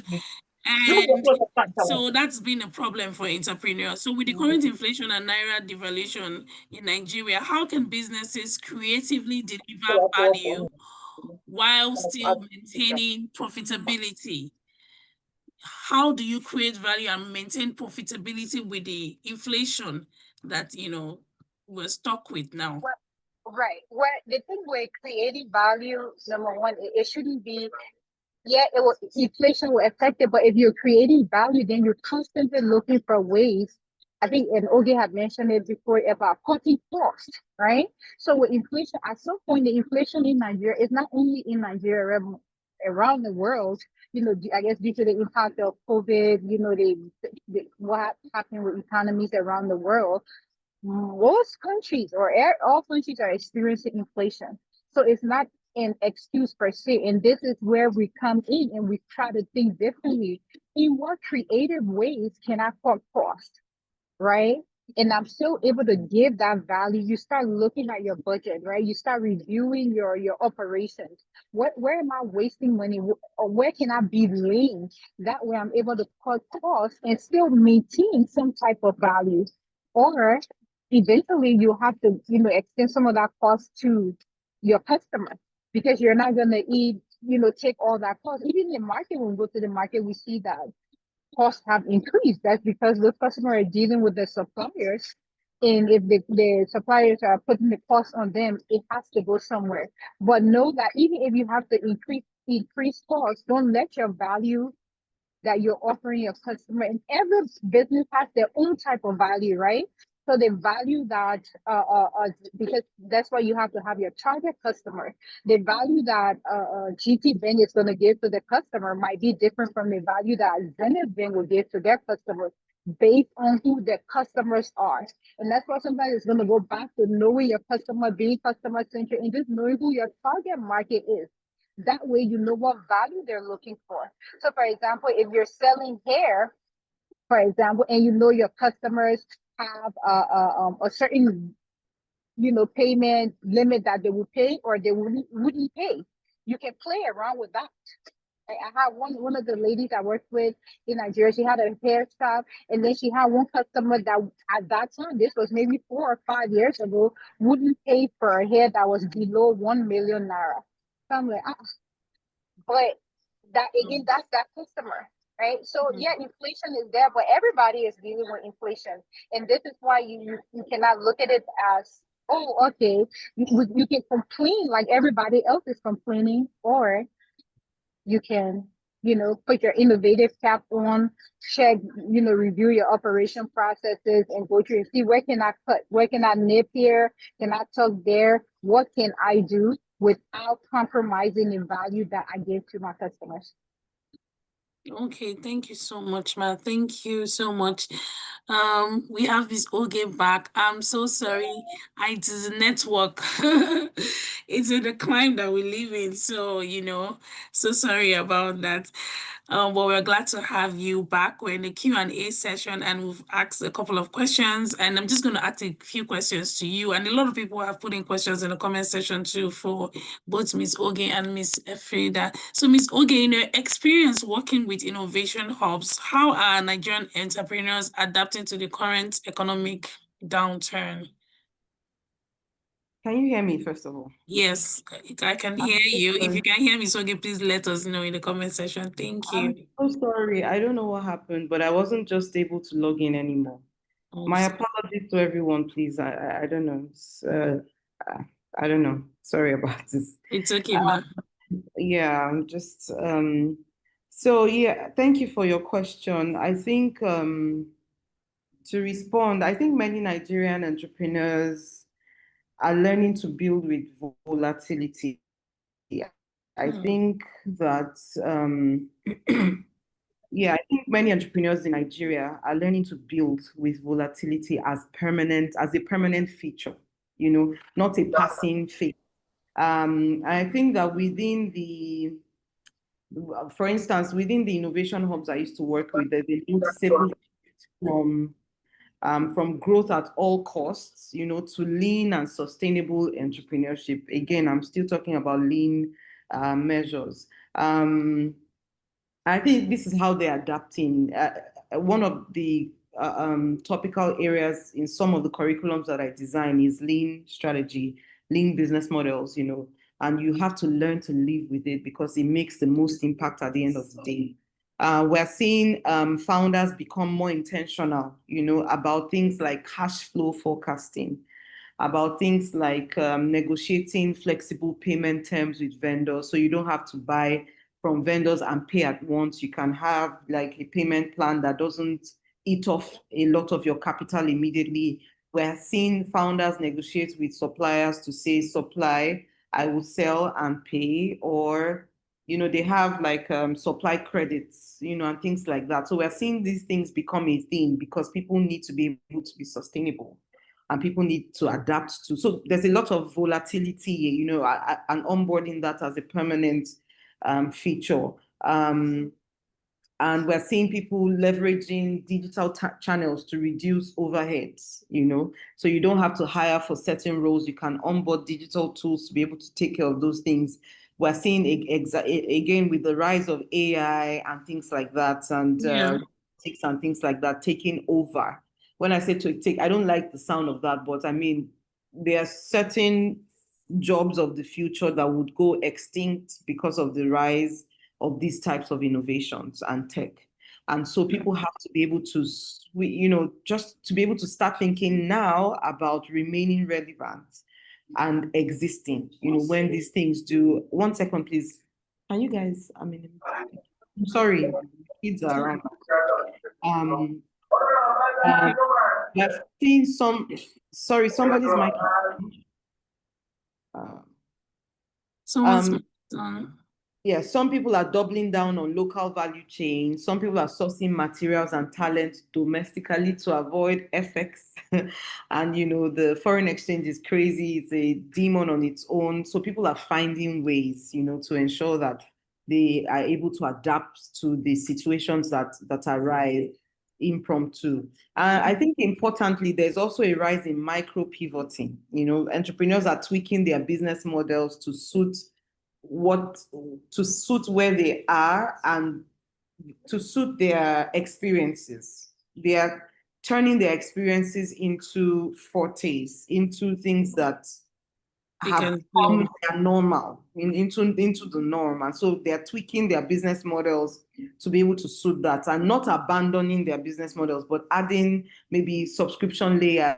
They're adding different types of options, that can still make them relevant. They are targeting diaspora markets now, that offer stronger currencies, because that's another way to remain sustainable. So this kind of thinking, this kind of agile thinking has become a survival skill. People are trying to developing skills on the go to survive. And in Nigeria, we know they carry last generally. So people will find ways to adapt to whatever situation, that comes. All right. Thank you very much, Ma. Quick question next. What practical innovations can startups consider when resources are scarce? When the resources are scarce and you need to scale, what do you do? I think, and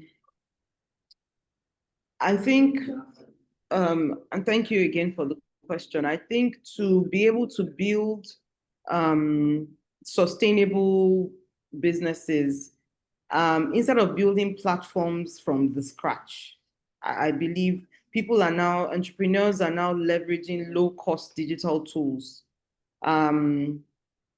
So they are especially with the rise of different types of tech now, people are leveraging these tools, these tech tools in form of knowledge, education, whatever, and tools themselves to be able to just really go by. So people are onboarding and leveraging low-cost digital tools, WhatsApp for Business, Google Sheets, no-code platforms, like Airtable, to deliver value fast. So there are practical innovations, especially around technology, that people can onboard to be able to deliver the value that they are delivering to their customers faster, remain relevant, and still be consistent.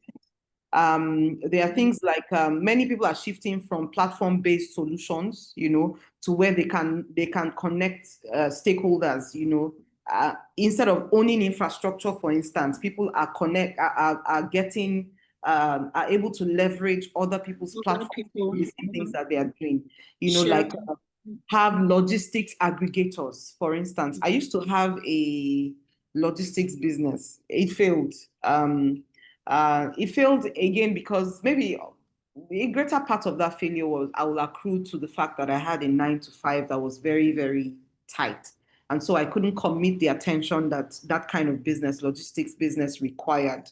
But again, for whatever business that you're building, if you build a structure that is firm, then things can run on autopilot. Some people argue that no, that doesn't work in the Nigerian climate, but I believe that if you build structure into your business and to your business processes, things can really run on autopilot with you providing oversight and checking. But that logistics business, it wouldn't have died if I had joined or built a logistics aggregator, so a chain of logistics organizations that have come together to do the logistics business, where if I cannot pick up people's deliveries, I can pass that job on to the next person in that aggregator. And, we can just have some sharing formula or something, but it shouldn't have died if I had thought proactively about other types of solutions, which is what I'm happy that people are thinking about now. Freelance marketplaces, peer-to-peer learning apps. So there are several, low-level, I won't call them low-level, but just easy to reach, low-hanging, kind of easy to reach innovations that are practical that people can onboard to ensure that they continue to, exist. There's also revenue first thinking. If you have a revenue first thinking approach of whatever it is that they are doing, some startups are prioritizing cash generating units within their product lines to keep the lights on. As long as I can keep the bulbs on at this time, and then they are pushing forward bigger opportunities that may come, but just preparing for it. If you can't keep your light bulbs on, you have no business as well. So you need to think about things that can help you to remain relevant. It's a struggle. Running business in Nigeria is very hard. It's very, very hard. It's tedious. especially with the policies. There are so many road bumps and roadblocks, that there are some policies that are designed to actually kill your business, For instance, there's I don't know how many people know about, have heard or have interacted with the Nigerian Startup Act, for instance. That act was passed, I think, in 2022 or 2021. I can't remember now, but there are so many people who don't know the content of that act. That act was designed to, there are so many incentives, there are so many resources, there are so many great things that entrepreneurs can leverage on for business success, but people don't know about it. People don't know that the act exists. People don't believe the government anymore to believe that there will be such an act, there will be such a document that contains incentives for them and for their businesses to grow. But if you have, like I said, if you have a revenue first thinking mindset and approach, then you start to prioritize cash generating things, units within your business, the things that can give you ready cash, that can keep you liquid, as you are waiting for the bigger things to happen. It's about monetizing what works now. So if you're doing anything that you cannot monetize, except you're doing a charity, or except you're doing YSIPs, if you're doing anything that is charitable or that has greater level of social impact rather than revenue generation, then, well, yeah, that's fine. But if you are a business, you exist as a profitable venture, then you must at all times think around your business processes, around your business, anything. What are the things that you can monetize that, within your business process, within your product, your service, whatever, what is it that you can monetize that can keep your light bulbs on while postponing expensive features that don't deserve, that don't serve bottom line just yet. You have to be existing to be able to onboard the bigger things, right? So yeah. I believe that you just need to reflect internally, look at your business process right now, look at the existing model that you are working with and see how can you tweak things, move things around just to give room for other types of things that you can accept within your business that would help you to exist, right, before you think of growth, I think. Thank you so much, Ma. Thank you. Very, very insightful. I think we'll just go on and start taking questions from the comment section, and then if we have any other question outside of that, we'll also take it. So someone here says, my question is directed to Ms. Oge. Talking about partnerships for a growing brand, do you suggest we draft a contract for both or more parties involved? Yes, as soon as you, thank you, great question. As soon as you think partnership, think contracting. It's not the ideal, well, it's the ideal, but there's sometimes you stumble into partnerships. You may attend a conference or something and you get talking with somebody who shares the same values as you, and maybe who's in the same line of business, and you think you can strike a partnership in some way, shape, or form. And maybe you get too excited and you just jump right at it. The challenge that lies in there is that when that partnership begins to thrive, you then suddenly realize that you don't have any structure as to things around sharing formula. You don't have any structure as to where your work stops and where the other person's work starts. You don't have any design that you have developed to show your commitment and this next person's commitment. And so my advice is usually, once you think partnership, the next line of thought should be drafting an agreement. It can be an MOU, just to understand both parties, and it can be a legal agreement itself, that will be signed. It just keeps everybody in check. And you can, as your business, as that partnership grows, you can expand the horizons of that agreement that first basic agreement that you had, and you can just improve on it, rather than writing it when you have grown. Because when that partnership has grown, then both of you have committed several things. It may just not be, from the start of partnership, really just think contracting right on immediately. Okay, thank you very much, man. That's very important, to have something written down when you have partnership so that you have a baseline agreement on certain things are important. If not, you get into trouble. Very, very valid question. Thank you for asking that question. Ms. Elfreda, are you still with us? Maybe I can ask you the next question if you're there. So someone is asking, how do I prepare for uncertainty without becoming stuck in fear or overplaying? Ms. Elfreda?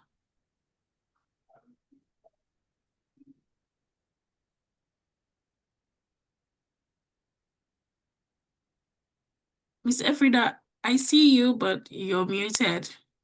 So if you're speaking, we can't hear you.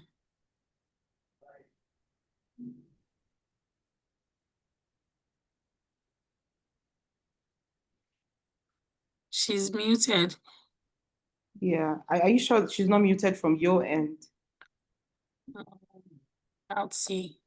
No, I've asked her to unmute, so I think we can carry on. Okay, Ms. Oge, maybe you can help us with the answer. Please, the question again. He said, how do I prepare for uncertainty without becoming stuck in fear or overplaying? Look, fear it will never go away. You just have to be intentional about how you deal with fear. That thing, fear, it's cuts across everything, life generally, especially when you're taking a big leap of faith into doing anything, into a new terrain and a terrain and an environment that you're not familiar with. It comes with growth. It comes with everything. People that you see doing big things today, if you speak with them, they'll tell you that they did it, but did it with fear. They were scared, but they did it scared anyway. Until you do it, you will not learn from. There's learning to get from what fear brings, and that's the truth. So my advice to people is, especially when I'm conducting consulting clinics with businesses, is you have an idea. I myself, I get scared all the time and all that, but I try to do it even with the scare, even with the fear, because there's a lot of learning that comes from it. If you fail, then you fail. You pick yourself back up again and do it again until you get it right. That's the best advice, because fear will ground you. Fear will keep you where you are. You will not grow. You will keep seeing people around you grow and take steps, bold steps, and they keep moving, but you are unable to because of that thing called fear. So first of all, the way I have tried to sink kids that uncertainty exists, fear, it exists. It's not going anywhere. It exists around life generally. It is meant to be there. So just if you start thinking about it differently, if you start thinking about fear as a strength rather than as a thing of weakness, then you may have a slightly different idea about how to handle that. Very valid. Fear as a strength, not as a weakness. Okay. Very, very valid. The next question, someone is asking that if they have a team, what can a team head do with a team who does not view professional training as something important? What can a team lead do with a team who does not view professional training as important? Yes, I think sometimes I like to be very blunt and brutal. With this business thing, people don't just wake up every day and think of setting up a business. They put in their energy, put in time, put in money, put in resources, all of that. And then it's your team that will bring it down. And then, it's your team that will bring it down. Professional training, education in life generally is great for growth.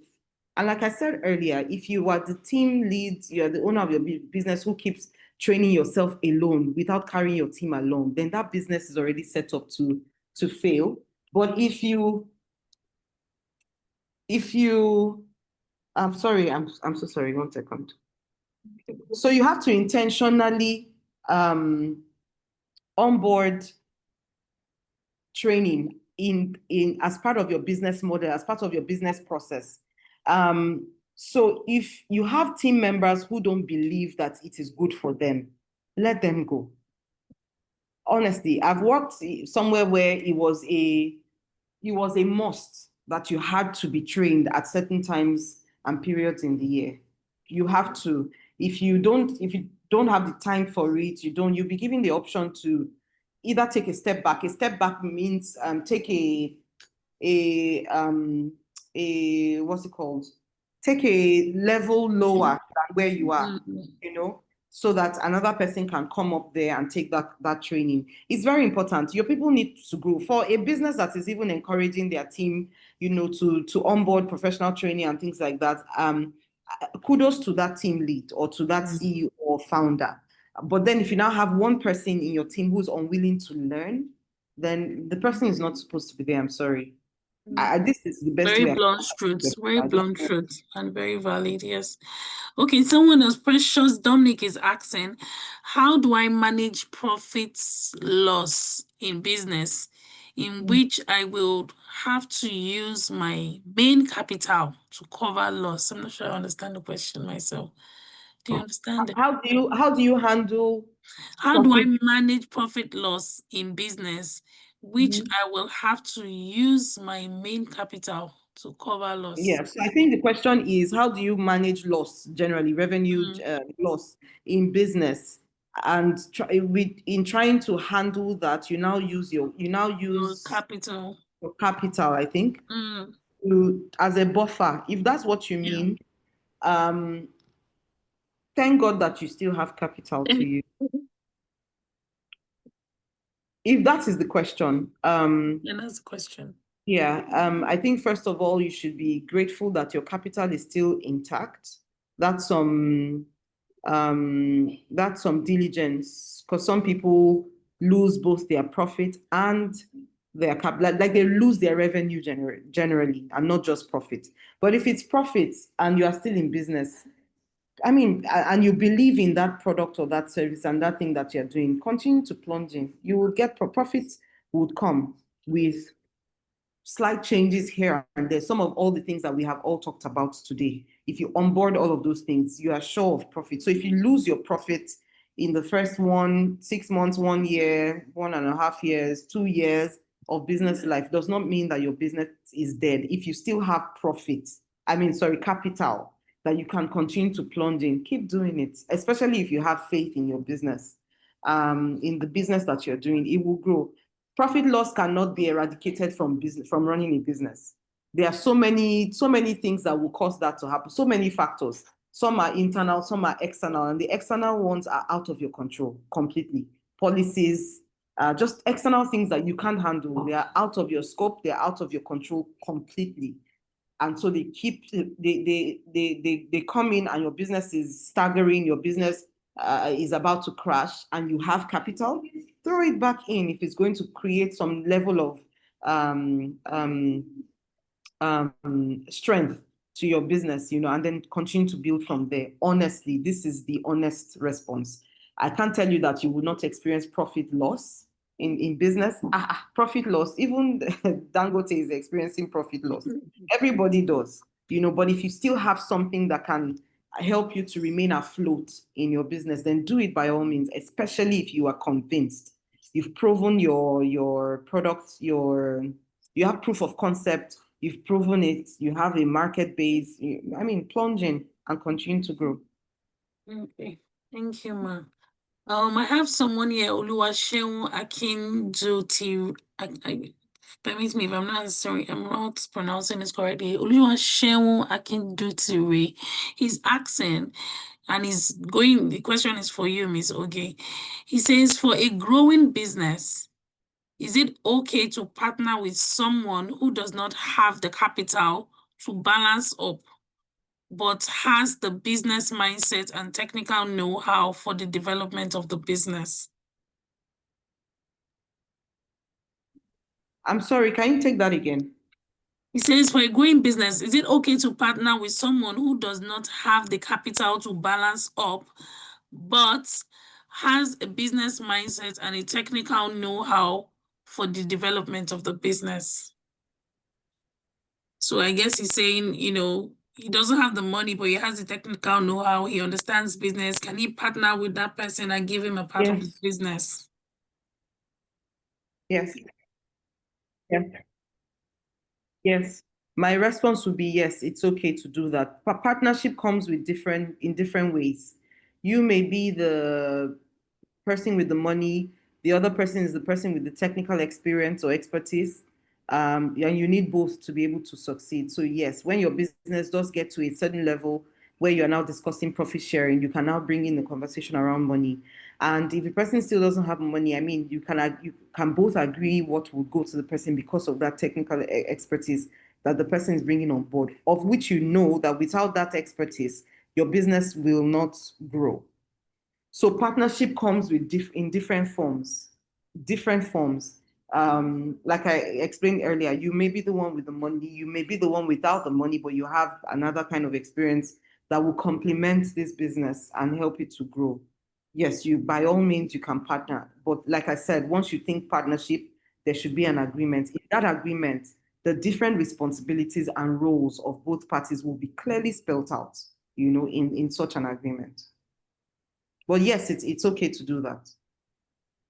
Okay. Not all partners bring money to the table in the beginning. Yeah. Okay. Thank you very much, Matt. Does anybody have any other question? If you want to put it in, and then we'll take it because we will be rounding up very, very, very soon. So if you have any questions, put it in. If you have any, if you don't have any question, but what's your biggest takeaway with everything we've had, discussed this evening? What's your biggest takeaway? Put it in the comment section. We want to know what has spoken to you the most. You can put it in the comment section too, so that others too can learn from you. Just if you have a question, because we'll be rounding up very, very soon, you can also put that in the comment section. At the end of the program, we're going to be sending a feedback form, and it will help us to even move better in a better direction for the next session, which is coming up very, very soon too. So stay tuned on following us on all our social media handles, and just keep interacting with us. If you notice, when we sent some emails recently, we have a community. We're growing our community of entrepreneurs. We had over 800 we have over 800 people in our community, basically, from last year, and people were not building that community to get them to join us on WhatsApp. And you can join us for insights and business. We are very passionate about growing small, medium enterprises and YSEPs. It's very, very important. There's so many talented people. Look at the challenge that we put out there. There's so many passionate young Nigerians that need support, and especially in the current climate that we are in. So please join the WhatsApp community, where we're going to be supporting you as much as we can in terms of information, in terms of feedback, grants, just information for you to thrive for your business generally. So please don't miss out on that. So if you have any takeaways from this event, please put it in the comment section. If you have a question, because we're slowly rounding up, someone says from onward, I would take, okay. Someone says from going forward, I would take uncertainty as a structure that pushes me to do more in business. Very, very important. Very, very, it's good to know that you got that. Someone says, understand your business, be able to communicate your brand with clarity. Very, very apt. Very, very apt. I'm going to be reading more. Someone says, thank you for your insights. Thank you so much, Ma, for the insightful and educative session. Can you hear me, Ms. Oge?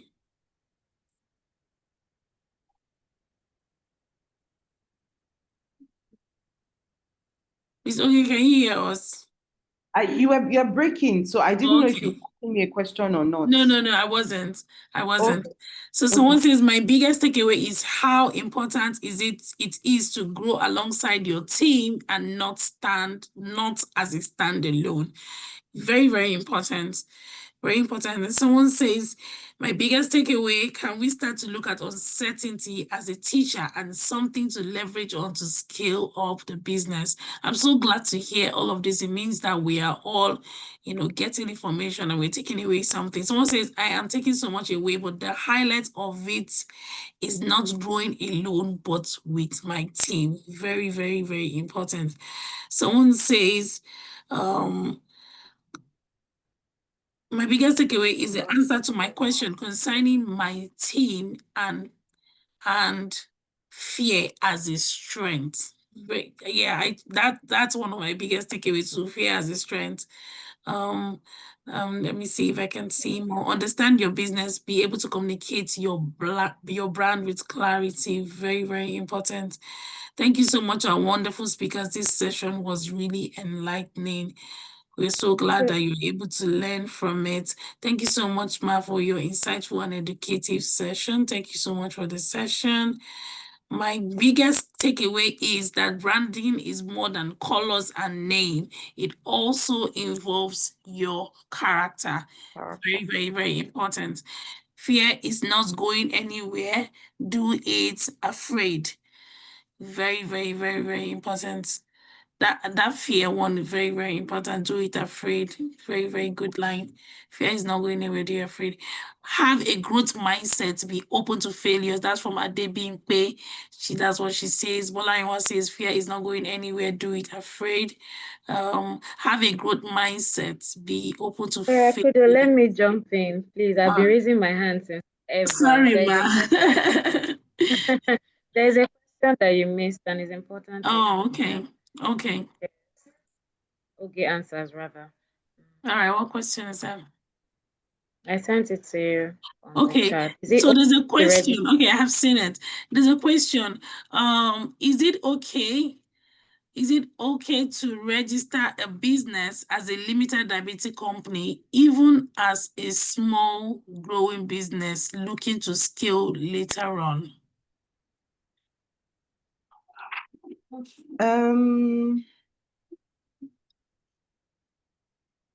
So there are different ways to look at it, and there are different things that come with different types of business registration. I will advise that maybe through YSIPs, you can share with the participants here. I will look for a document that talks about the CAC levels and kinds of registrations and the pros and the cons for them. So they all have, a business name has pros and cons. One con is that it is limiting, right? A limited liability company is a lot more accommodating to all sorts of things, including grants and things like that, than a business name. However, I know businesses that have been operational as a business name for years, and they're doing amazing work. They're working with, their revenue base is very, very high. When there are also tax concerns, but I may not be able to speak clearly to each of the pros and cons for each of them. But just from a general perspective, if you are a small and a growing business, I'll consider you, the way I'm thinking about it is that you are a startup, you really have just started. I think it's best to register as a business name. This is me advising. What that helps you to do is to fully understand both the pros and the cons, length and breadth of what a business name registration can give you, and exempt you from certain, I don't want to call them penalties, but certain fines and levies and taxes and things like that, that you would ordinarily have had to pay as a limited liability company, right? A business name saves you from most of that, most of those levies and multiple levies and things like that, and including taxes, I think, for a period of time. I'm not sure or I don't remember how long now, but it exempts you legally from them while you are still operational. It doesn't put on you a lot of the burden that comes with a limited liability. And so if you are a small and growing business, I'll advise that you start with that. Nothing stops you from changing your registration CADA as you grow. You can change from a business name to a limited liability, same business, same name, same all of that. You can. But then, like I said, there are pros and cons that comes with each of them. With all of them, all of the types of business registrations, I may not be able to say exactly what the pros and cons are, but for a business name, I know that it helps you to be formed, to fully form, and exempt you from the excesses that, in terms of from the government end that comes with the limited liability. Yeah, so I think, and then nothing also stops you from, upscaling your business registration from a business name when the time comes. Yeah. All right, thank you so much, Ma. Someone said I'm taking so much away, but the highlight of it is not going alone, but with my team. Elizabeth says being afraid is not a weakness, but a stepping stone. Suleiman Waziri says see uncertainty as a resource. Understand your business, have a mindset and a goal for your brand. Sheung says, thanks for the meeting. It is more than gold. The clarity on whom to partner, on whom a partner is and how to go about it is a big takeaway from me. I think Bolarinwa, we've answered your question. I think that was your question. My biggest takeaway is that it is okay to fail, but you have to learn to grow from failure. Clarity is a compass of growth by John F. Young. And Faith Umo says, thanks for this session. Mohammed Shaibu says, I captured a lot that I can apply to my business. Thanks for today's session. So thank you guys so much. It's been a wonderful session. My biggest takeaway is to have a growth mindset by Opono Ibanga. So it's been wonderful having everyone. I've taken away so much, even as an entrepreneur myself. And so we want to keep this up. Please follow our social media handles, join the community. We're going to be sending emails. So watch out for our emails. We want to equip you more. We're going to be having more sessions. We're going to have another U40 BIZGIST coming up soon. And we're also going to be giving out grants. And hopefully we can even do more. And we had wonderful applications on our Instagram and we had to brood over it. I mean, people are really thriving, doing things in their small spaces and making meaningful business, driving value. So it's very important to us as YC. We might not be able to, give everybody everything at the same time, but we're going to be doing it one step at a time. And it's very important, business too is about resources, about what information you have. So that's why we're driving and building that entrepreneurship community on WhatsApp. So as you see your emails, please join the community to get more insight and to get information. So we're going to be moving on to announcement of the top 10 finalists. We're going to be announcing those that, we've picked amongst all the rest.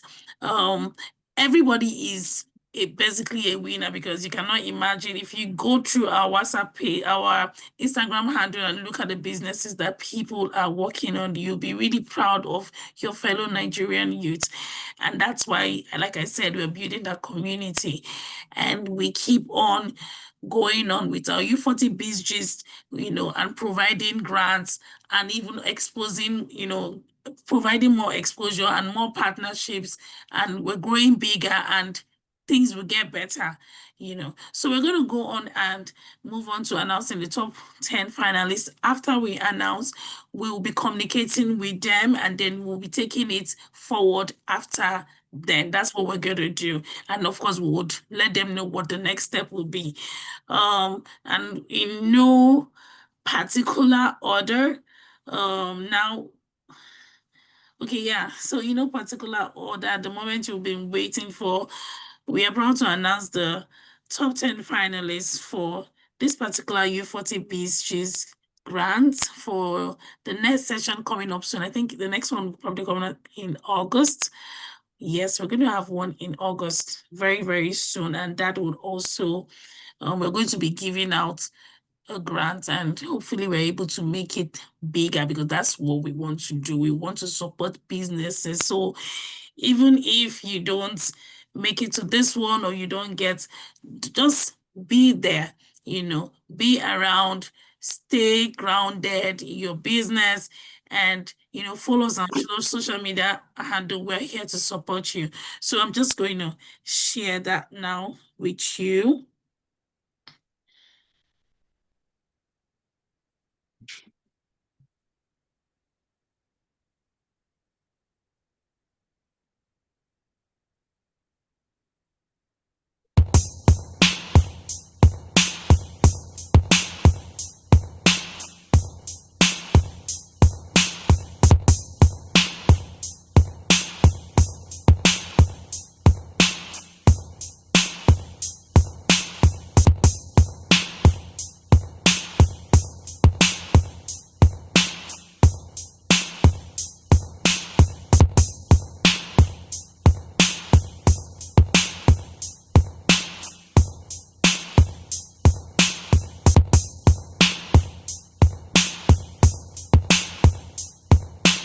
So if you saw your name in that little video, so please, congratulations.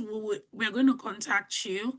And, to us, everybody is actually a winner, because we keep doing this. We keep trying every way to support businesses and getting sponsors and partners, so that we can even do it bigger and better. So congratulations to the top 10 finalists, and we are proud of everyone in that that submitted the pitch, and we keep communicating with everybody, not just everybody, and helping you to thrive in your business. So from me here, it's thank you so much for joining. What a night. Huge thanks to our incredible speakers, Ms. Oge and Ms. Elfreda. We are really grateful that you could take out the time to be here with us. And of course, to the YSIPS team, to our amazing co-founder, Ms. Ivory Emeka.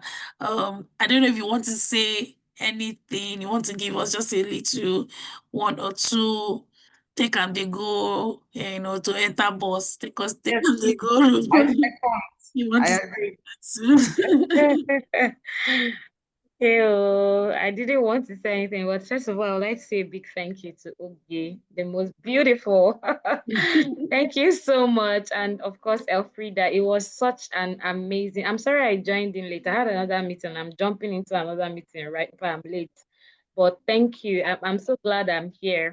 I know I'm a social entrepreneur, and our own conversations are different, but there's a lot I took out of this session that I can even apply to what I'm doing. And thank you to Akudo, amazing host, amazing. She's the head of entrepreneurship program for YC. She's our program director, and she's a one woman mupo. That's what I would say. I thought I had energy until I met her. I'm very grateful, and I appreciate you, your service. And thanks to every one of you who has joined this session today. And congratulations to the top 10 finalists.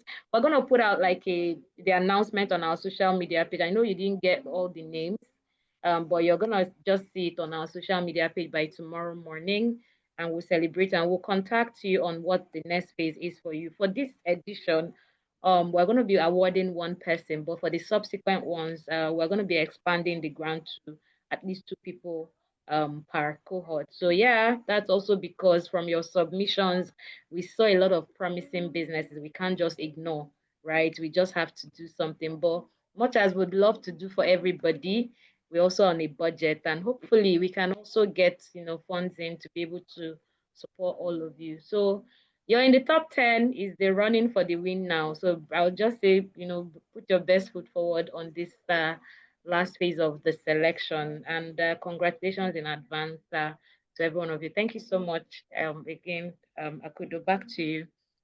Okay, thank you so much. Miss Ivory, that's our co-founder. Thank you, Miss Elfreda, and thank you, Miss Oge, for joining. And thank you, everyone, for joining.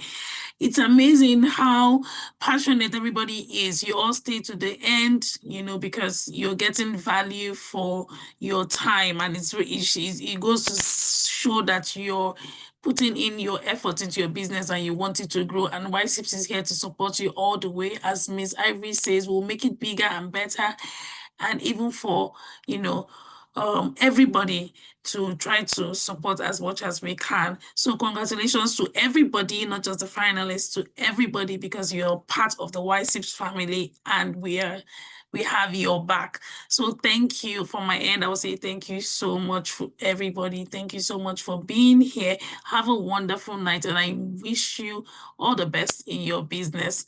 See you in the WhatsApp group, in the community. Thank you very much. Have a good night. Good night, everyone. Bye. Good night. Bye. Congratulations. Thank you, everyone.